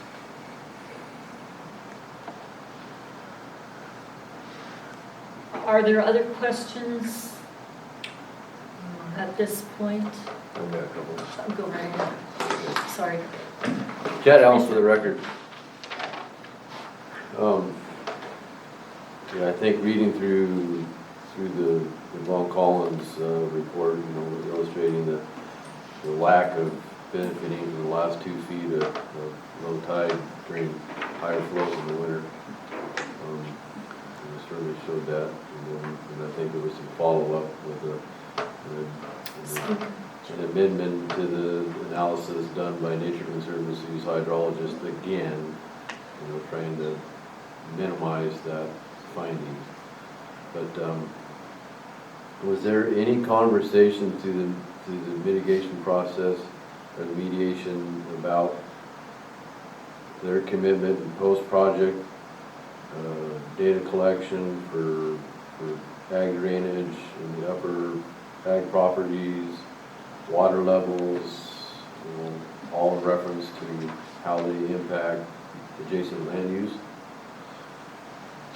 Michelle, I'm not sure I understand the question. We talked about data and what was the right data to use on several occasions. We gave Von Collins all the data that was available to us. There was some discussions, as I recall, again, this is over the course of a couple of years, there were some discussions I recall about data collection going forward as part of the Porter project, in order to make sure that we're looking at things in real time, as opposed to sort of like in a post-analysis after, after potential ill effects start to be made apparent just to the naked eye. So those things have been talked about and contemplated, and obviously are part of what we hope to be continuing productive discussions going forward, so that the Porter project can fulfill the ambitions that the Nature Conservancy has for its ecological goals, while at the same time making sure that we don't have repeats of what we felt were some of the ill effects of the Dewar project. I hope that answers your question. I think so. I was mainly just wondering if, there was going to be data collected beyond the project, and there was a feeling that commitment was true.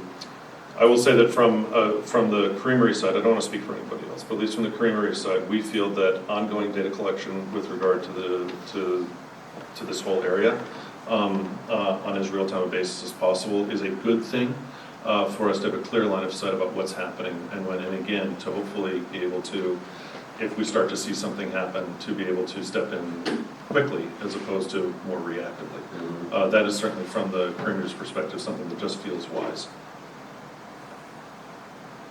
Okay. Commissioner Roberts has a question. Thank you. I can't see them on my screen, so go ahead, Commissioner Roberts, you have a question? No, I think I'll pass on that. Withdraw the question. I think it's answered adequately.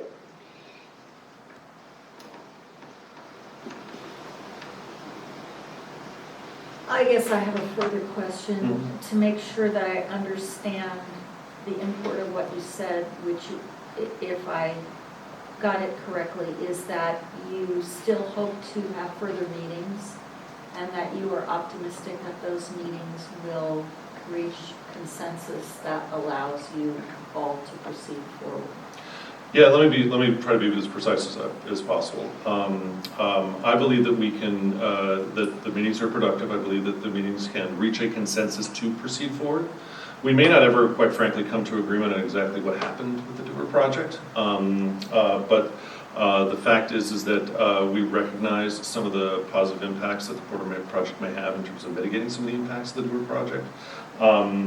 It's our hope that we continue to work collaboratively in these discussions with the Nature Conservancy going forward to come to a consensus to proceed. And again, I don't know exactly what the mechanism is under what Senate Bill 1517 has resulted in terms of a local ordinance, what that means. But what I'm saying is, at least in the spirit of what Senate Bill 1517 has encouraged us all to do, which is to work collaboratively, I believe we can come to consensus. I'm hopeful we can come to consensus to proceed.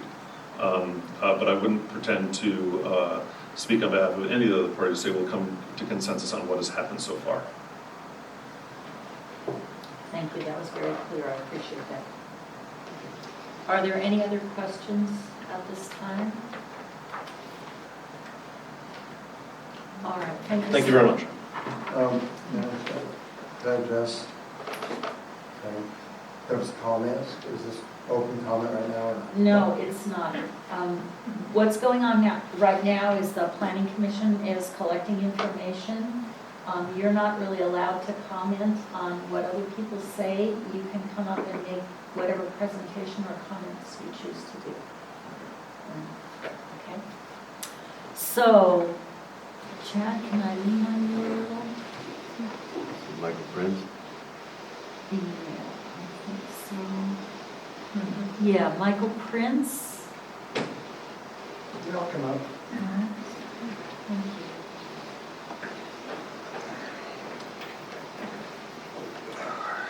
Hello there. I'm Michael Prince. I'm a Geo Farms. I am one of the few farmers that is down in Kilchis River Valley, and I've been through this mediation process, and I've been there, and I've expressed my concerns, but my concerns never get answered, and we've always been going around and around. All right. First of all, the Kilchis River does not drain out to the bay. All right, and where they started their work, it just stops right there. It all goes uphill. They opened up Stassic Slough, and that borders my property on the other side of 101. It backs up constantly. I've got videos I've collected through the years. When it floods down there, it is deep and it is bad because they have created a collection area from dikes they've taken out on the main river and the digging they've done. I'm here to compromise and I want to find the right solution, but I feel there's a lot of untruthfulness that has went on in the mediation, and it's hard to explain to somebody what goes on when they're never here in the wintertime. They don't see the impacts. They don't see the flooding. So I'm not here to fight, I'm here to get along, but some fixes have to be made so that anything on the east side of 101, it will drain out when it floods, because we have occurrences that get deep down there where they have opened up Stassic Slough. And I have a neighboring barn there, and I got water in 96 from our big flood. And we had water 5 years ago, I think 5 or 6 years ago, from a rainstorm we had after his impact in the fall, which was like 5-6 inches of rain. We had water in the barn. Had water in the barn. I don't want that. It was only in there in 96 when we had our huge flood. I don't want it again. That's one of the problems I have down there. You can ask anybody that lives down there. It's flooding bad. I'm willing to compromise. I think that opening that channel up and taking out that cement thing will help relieve the water flow. But there's a lot of issues with the first project that have to be looked at, because when he bought the Dewar farm, he took the dike out behind the barn, and that has changed the way the water goes when it gets down there, because it used to go on both sides of the river. Okay, took the dike out, he's flooding out the north side of the Kilchis River on the Dewar property. So the water that used to go on the south side no longer goes there. So we have a whole bunch of water down there that's not going anywhere. And it is eroding away at the bank on the south side of the river of another property owner, because the water cannot get out. All right? These are things I've expressed with Dick for the last, I don't know how many years. We've been through mediation, and he just doesn't want to listen. The thing, they need to be here during the events, so they really know what's going on. And I think the planning commission needs to see the events, and so does the commissioners, in order to make a rightful decision on what needs to be done. That's all I got to say. Are there any questions? Your concerns are then high flooding in the wintertime rather than just holding up of The summer times are fine, but what they've done is that Stassic Slough used to be closed off, okay? And they dug it up and they opened that waterway, but they went in ahead and dug, okay? They made that deep.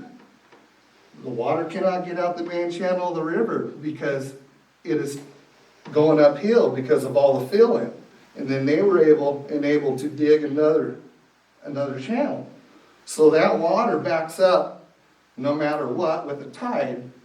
But when you get a big flood, like we do, because it floods a lot down there. I mean, everybody knows water goes over Alderbrook Road. It just won't go out though. It's just backing up further and further and further because of what they have done. I know what they, because the water, it can't get out. In the area that they're flooding, it cannot get out to the bay, so it's having effects on the other side of the highway.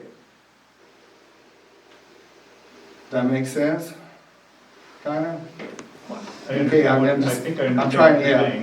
Yes. I could, if I had a board up here, I could show you exactly everything on that like that. I could show you everything. What happens, where it comes from, where it goes. Anything you want to know. I also know about the past history of the whole area and why it was done the way it was done. I have studied hard on the history of this whole area ever since the day they were dragging logs down that river. And I have nothing wrong with what they're doing, but they need to be accountable for what has happened because of what they've done. And if we can find a way to mitigate and get through it, great. And solve the problems, great. They're not all going to be solved. But this is truly what's happened down there. Yep. Are there any other questions? I got one. Okay. Did you, Chad Allen for the record, did you feel that Nature Conservancy deciding to enter in the mediation process, that at the conclusion of that, did you feel that anything positive came out of that? Or No, did you sense because direction? no. And exactly, at our last meeting that we had was over Zoom, and they wanted to start this going again, and we expressed the same concerns every time, but Dick does not want to acknowledge them, or he thinks they're just false. But they're not. They're not false at all. It's a real occurrence. And I tried to explain that to him, but he thinks that they've done nothing wrong down there. But they've never been here in the wintertime. And all the years that they've done this, they've never experienced a flood, nor do they know what the impact really is. Unless I say something. And not only that, there's some ground that is on the east side of the highway that borders their property. And the Stasek Slough borders it also. But that land used to be able to drive a tractor out there. You can't anymore because it's affected by the tide and the water level, which is saturated in the ground. And it does affect it. It affects it even right now during the summer. And it never used to be that way. 10 years ago, you could do anything you wanted. You can now. So. Okay. Okay? Thank you. Thank you.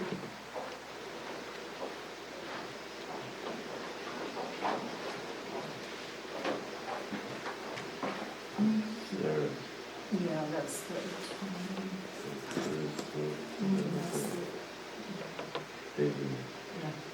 David Ginger? Sure, Ginger? Sorry. No problem, I'm used to it. It's a tough name. Name and address, please. Sure, David Ginger. I represent the Potomac Bay Flood Group. And also, I have adjacent land on the west side of the property. And we also, they talked about earlier, we did some land negotiation and did a land swap with some wetlands. Regarding the 2015 Dewar project, we had a horrific flood after they did that project. And it was huge. And it sent down huge amount of log debris. And I didn't have any problems with what they did. The Dewar property there, they opened it up to bring in some water from the channel going into the Dewar land, but that slowed the current down the main kilches there. And it's a very shallow river anyway, everybody knows that. It was dredged I think it was in the 1920s, above Oakwood's gave testimony, probably 20, 25 foot deep. And they straightened the channel out. But that was chock full, 300 feet, the whole width of Kilches was plugged of log debris. I mean, it was high. You walk on that and you were 10 feet above the land. And so I think a bunch of landowners, I can't remember exactly how it was paid for, but I think we paid for Leo Kuntz for log removal. And I can't remember if Nature Conservancy paid any portion of that or not. But, you know, there's cause and effect is what I'm saying. But what used to be a great river, the Kiltis River, flowing deep, cold for the fish, good drainage for the farmers, and estuaries, you can have estuaries all you want in the wintertime. I mean, you need the drainage, you need the deep capacity, but I think you can have both, is what I'm saying. I think there could be both. But the drainage is an issue, and I think it would be good if they would come during the winter flood and see what goes on. So that's just my testimony, but I think there could be a win-win here, personally. And our family's been on the dairy since 1970, so we've been around a long time. So is Bob Boquist. So, thank you. Wait just a moment. Oh, sure, any questions? Are there any questions?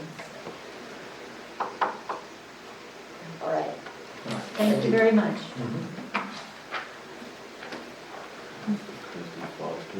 Yeah. Christy Foster.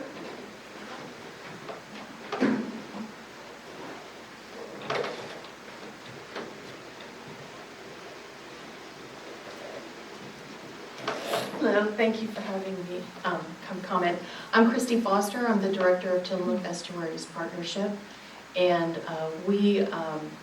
some of the work that we do, most of the work that we do is also habitat restoration and streamside restoration.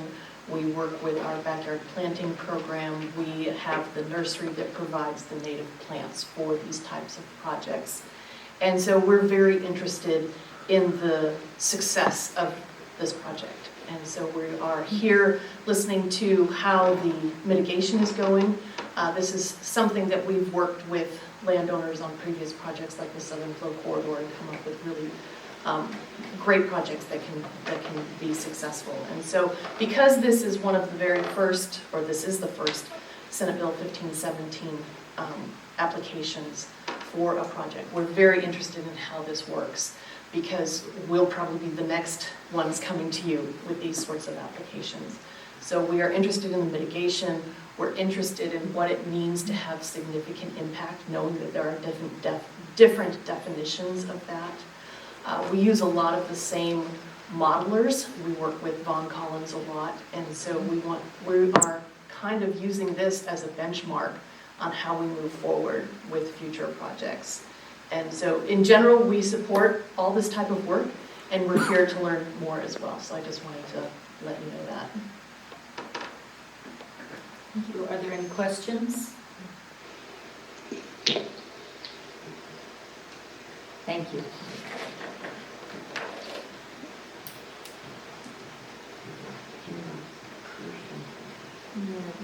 Gina Christensen? Yeah, that's me. I don't have any comment. All right, thank you. Yeah, Conrad. Something. No comments today. Okay, thank you. Is there anybody else who hasn't signed up who would like to make a comment? All right. Okay.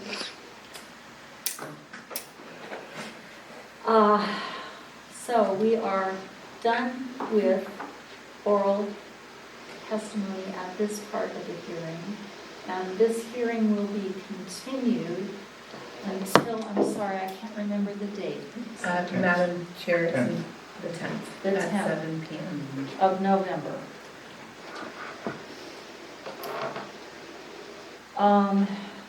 And at this point, the Planning Commission needs to decide where exactly we are leaving this hearing. What is still open and what is not open. Does staff have any input on that in particular, or? Thank you, Madam Chair. I do not.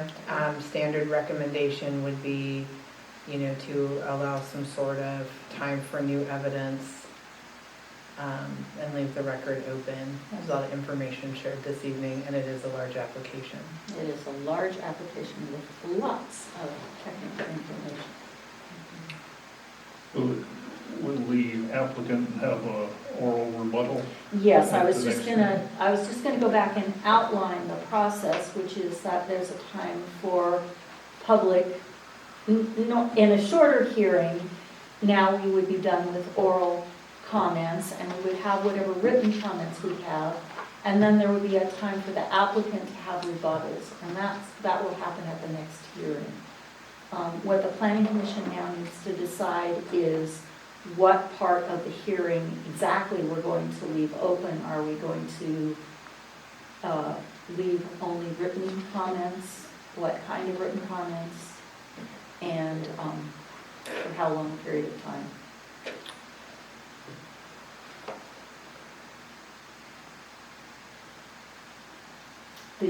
What we have done in the past often is to leave written comments for, I'm not sure that applies here. Yes, please, Sarah. Thank you, Madam Chair. So perhaps a suggestion, because the applicant will have an opportunity to come back to the table to provide final comments. The written record could remain open for any additional public comments and close on October 31st. That would give staff adequate time to prepare any additional information, do whatever needed to be done, to have a supplemental staff report if warranted, and all of those additional public comments posted by November 3rd, so that the public and the applicants would have a week, along with the planning commission, prior to the November 10th hearing. So you could close oral testimony this evening, leave the written record open, and close the written record on the 31st. And then that would give everyone adequate time to prepare for the hearing on the 10th. Thank you for that proposed process question for the applicant. The applicant have an opportunity for a final written legal argument. So typically that would need to be submitted before the deadline, but I would say if the planning commission chooses to allow new evidence, that's the other piece of it. So because if you would allow new evidence, I would recommend that the record be left open for 2 weeks to anyone to submit new evidence, but then allow an additional week for only comments on evidence in the record, but no new evidence, which would afford the applicant an opportunity to provide written comments with final oral arguments at the November 10th hearing. So to be clear, it would be 14 days record open for anyone to submit testimony or evidence, and an additional 7 days for anyone to provide written comments, no new evidence, final oral arguments by applicant on the 10th. Okay. I might suggest a slightly modified sequence, which would be 7 days for anyone. So you knew I was going to go there. 7 days for rebuttal evidence and testimony by anyone, and then a further 7 days for final written argument consistent with ORS 197-763.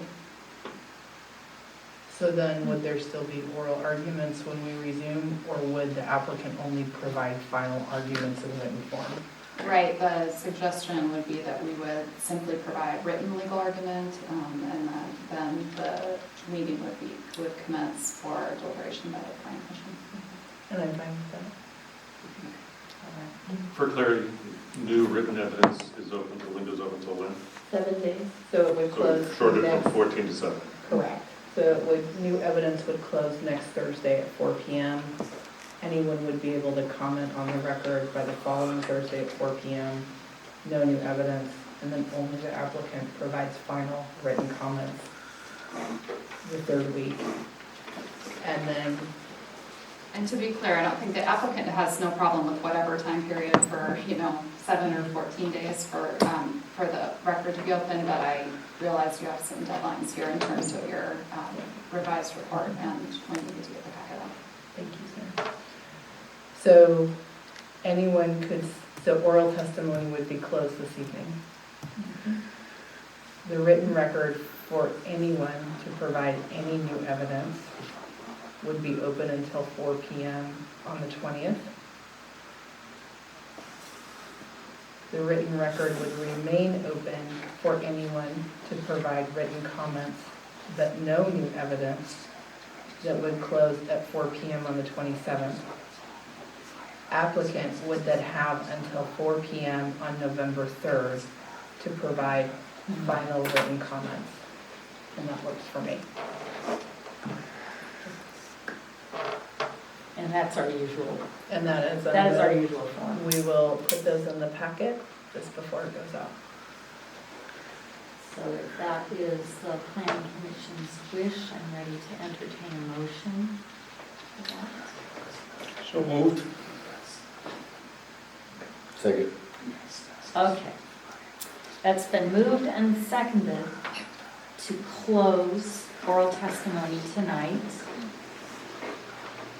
Anyone is able to comment in writing on this topic till the 20th of October.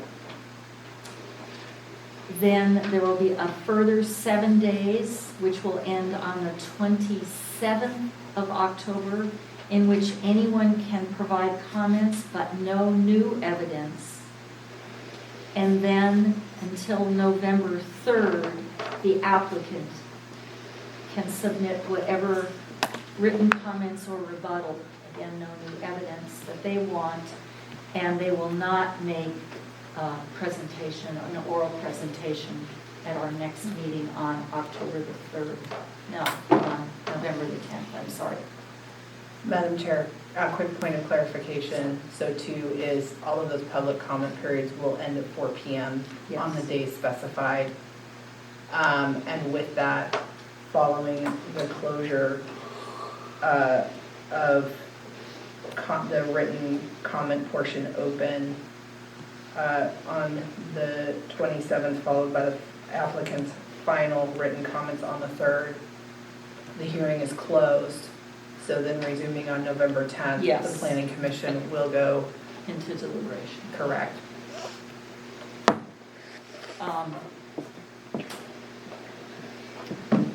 With the usual that we may ask you questions. Yes, thank you. Okay, it's been moved and seconded to carry on with that schedule, which I will not repeat at this point. All in favor signify by raising your right hand. And you'll have to. Yes, Commissioner Roberts, Commissioner Siebert, and Commissioner Gillis all have their hands up. Okay, so we are unanimously in favor of that. I might say at this point that I know we all have phones, but it was really nice in the other room to have a paper calendar on the wall. If we can do that, that would be a wonderful thing. I could even roll one up and bring it because it's nice to be able to look at those dates. All right.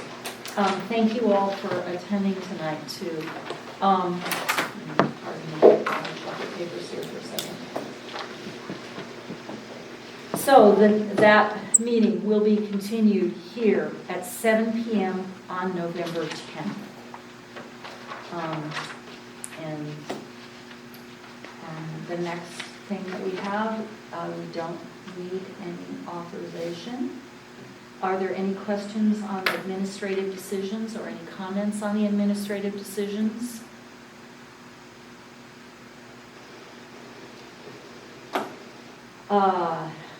Hearing none. Housing Commission update, I don't have one at this point. Yeah, I guess I do.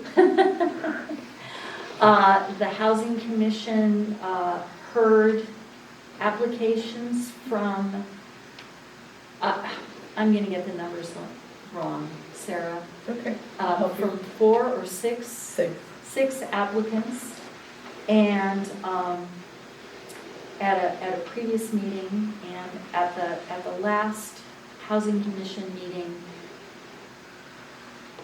the Housing Commissioners had an opportunity to examine the scoring method that they have set up to judge the I would have to say worthiness of a particular project and applicant based on a number of factors that have been excruciatingly discussed for at least a year. And the goal of all this is to be able to award some grant money to developers who are interested in building affordable and workforce housing in Tillamook County. We've got some really exciting applicants that range from very small developers to larger projects. And the results of that are not out yet. Sarah, you should probably talk a little bit more about this since I was remote at this meeting and missed. Sure. It was very hard to hear. Yes, my Very, pleasure. very hard to hear. So the Housing Commission had the opportunity to start its first round of grant application submittals for the Housing Initiatives Fund.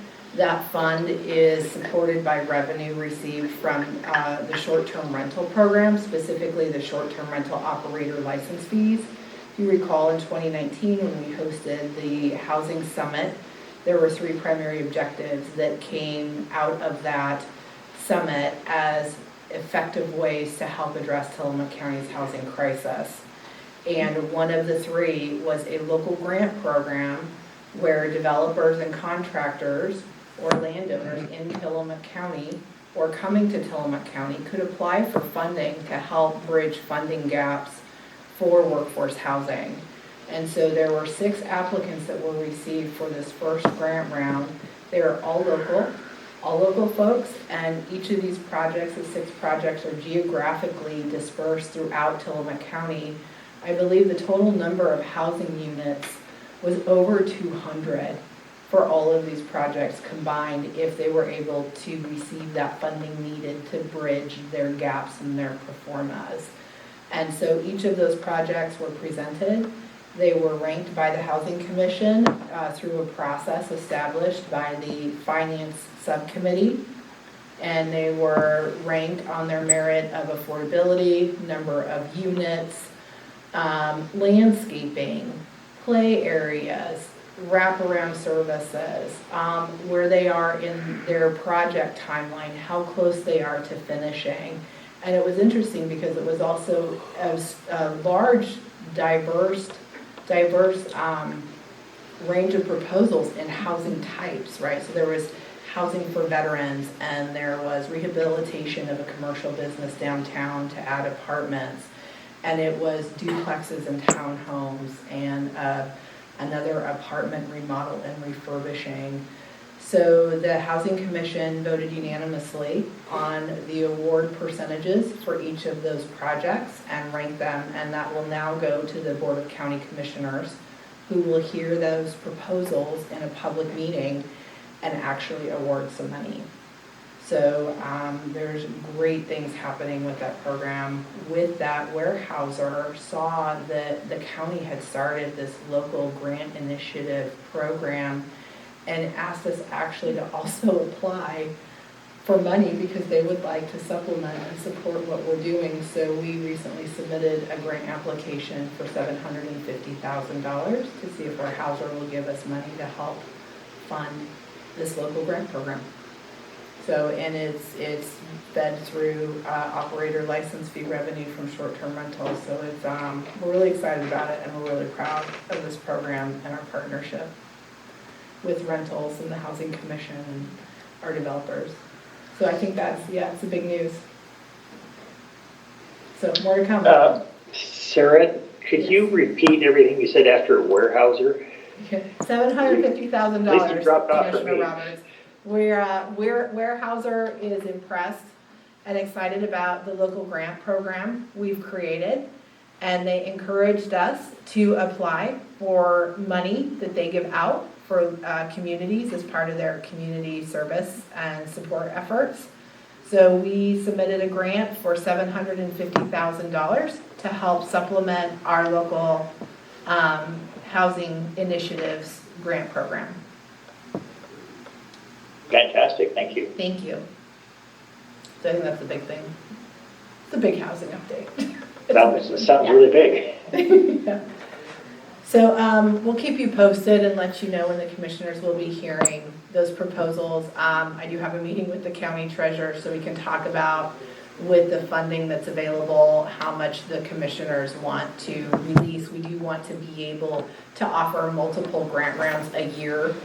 So there's going to be some timing and proportionality as far as what's awarded. But it's our first one and we're almost there. I have to say I was really impressed. I didn't get to attend the meeting except virtually, and it was very hard to hear. But I was really impressed with the quality of discussion. A lot of conversation and work and research and a lot of time went into coming up with the individual criteria on which applicants were being judged. And yet, in a small field of 6 applicants, there is a huge range of kinds of applicants. And one of the things, I don't think it's out of line to discuss a particular one. One of the criteria that had been put in there was green space, which if you're proposing a development upstairs of existing commercial in downtown Tillamook, there's really no opportunity for green space, and there's no reason for that applicant to be penalized for that. And so there was really robust discussion of what the goal of the assessment is and what we're trying to do, and I felt like it was very productive, and that we'll get better and better and better. Although I'm not on the Housing Commission anymore, I still say that. And the grant program will eventually be expanded, to afford opportunities for more than just multifamily housing, revolving loan funds. So there's all kinds of programs in the works that are being developed by the Housing Commission to make sure that the revenue that's collected from short-term rentals is really maximized in providing opportunities for housing. Okay. Department of Community Development report. Thank you. So I'm going to start with something that happened yesterday that we are all very excited about. So as you know, we have been rebuilding our team for the last couple of years due to the pandemic, people moving, etc. And we hired 2 permit techs roughly a year ago with no industry background. So we've been training them in-house. Remarkably, I sent them to a training this week. It's an ICC permit tech certification exam preparation training. So as a permit technician, you have to have a broad range of, high-level knowledge of building, plumbing, mechanical, electrical, etc. They're the heart of, management of our permits and assisting customers, asking questions, etc. This test is pretty daunting. Most people wait several years to take it. I told them they don't have to take it. I said just go and learn. If you want to take a run at the exam, try to take the exam at least so you know what to expect as we continue to study and prepare here at work. And they've had to study in between working the counter, 40 hours a week, and we are still extremely busy. So they both decided to take the test the second day into the exam prep course, and they both passed. So I am so excited to share that we have 2, for the first time in department history, we have 2 certified permit technicians that passed their ICC exam. So I'm really proud of those ladies. Other news that I think is good, I did have an opportunity to walk through the remodeled Board of County Commissioner meeting rooms with Chief of Staff Rachel Haggerty the other day. There's plenty of room for us. If we ever have something big where we need to use the space, we can use it. We will be moving back to the courthouse. I don't have an estimated time as to when. I know they are in process of wrapping up the remodel.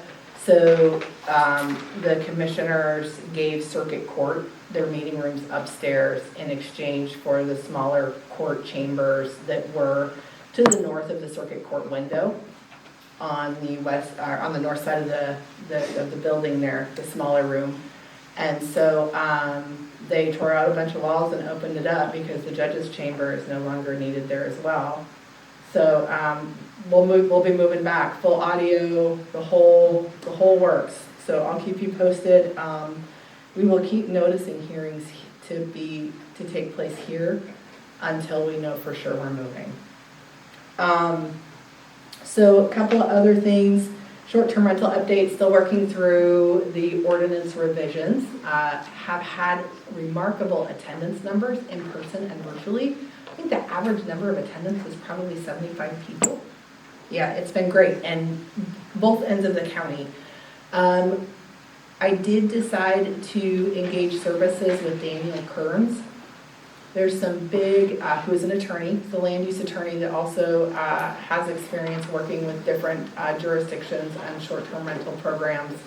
There's some pretty big conversations on the table moving forward. And so while there's some things that we are confident we can maneuver through ourselves, I feel like it's good practice, especially getting ready to get into some of the larger conversations about transferring of permits, caps, etc., that we have someone with that legal expertise that's working with us through those conversations.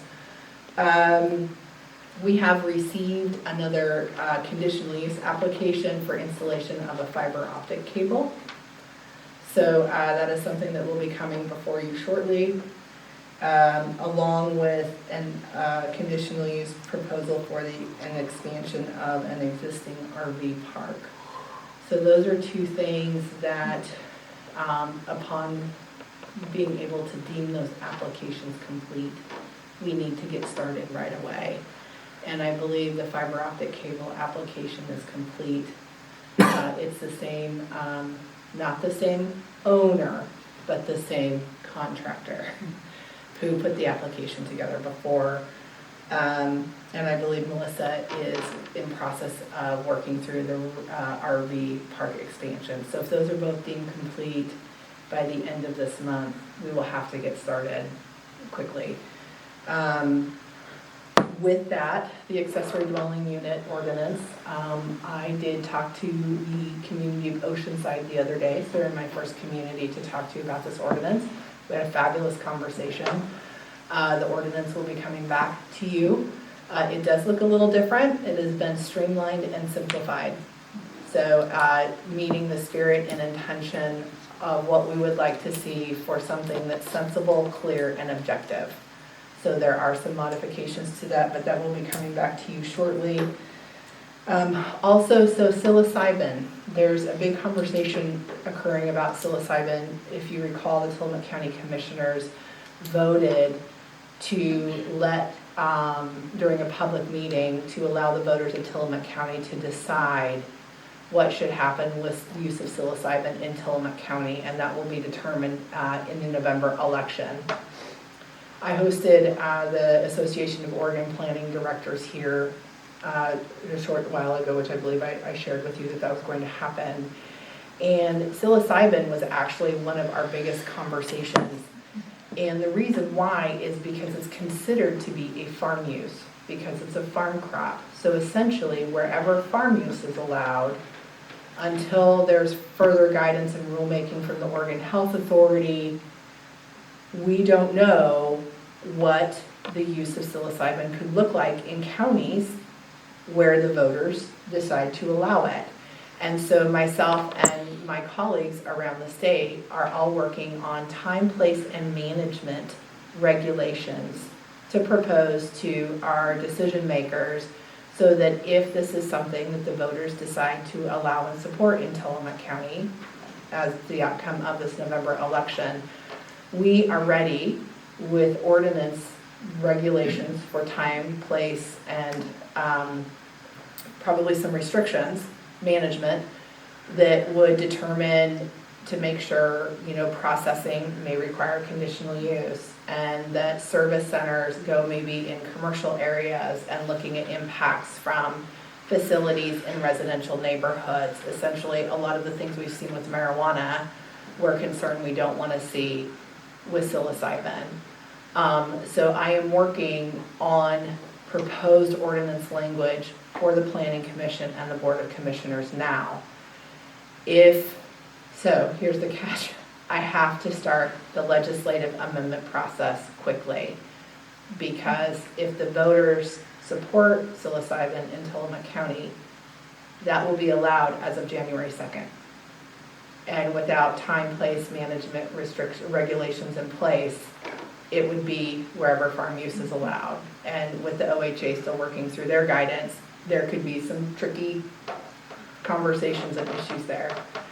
So I'm submitting the DLCD PAPA notice so that we can get the process started. Depending on the outcome of the election in November, I will either pull it or we will move forward, which means that what I would like is to possibly have a workshop in December just to talk about the ordinance language. And it will be consistent with what Deschutes County, Hood River County, and other counties are also proposing for their decision makers as well. But I don't think I'm going to make a bunch of hearings, especially with the holidays, to have something in place by the end of the year. It will probably be the first part or latter part of January, depending on when we can get through it in the commissioners. So I will be sending you in your next hearing packet, or probably I'll give it to you next Thursday night, my memorandum to the Board of County Commissioners that outlines the concerns with psilocybin without time, place, management regulations. And then we'll either move forward or we won't. And we'll wait until the 2 years is over, and then we'll probably be back to the table. So it won't be wasted work. We just don't know if we need it now or if we need it later. So that's also coming your way. And I believe, yeah, that's about it. Yes, Commissioner LaFrance. Isn't farm use also an outright use in the forest zone? It is. That is correct. So that takes up 90% of the county. Right. Well, and farm use is allowed outright in many of our residential zones in our unincorporated communities. And largely the concerns of what about sanitation, what about water, what about traffic impacts, especially if, with the requirements to have places for people to stay during treatment. What does that look like? And could these potentially evolve into mini destination resorts, because they're also offering yoga and different things as part of that therapy? And so, that's largely what my colleagues and I have been discussing. And it's not a matter of questioning whether or not that's effective treatment. It's making sure that we are supporting these activities in the appropriate locations while being mindful of potential impacts to surrounding areas. So that's the goal. So we'll see. And I believe that concludes my update for tonight. Thank you. Are there any other comments or questions? All right, we are adjourned.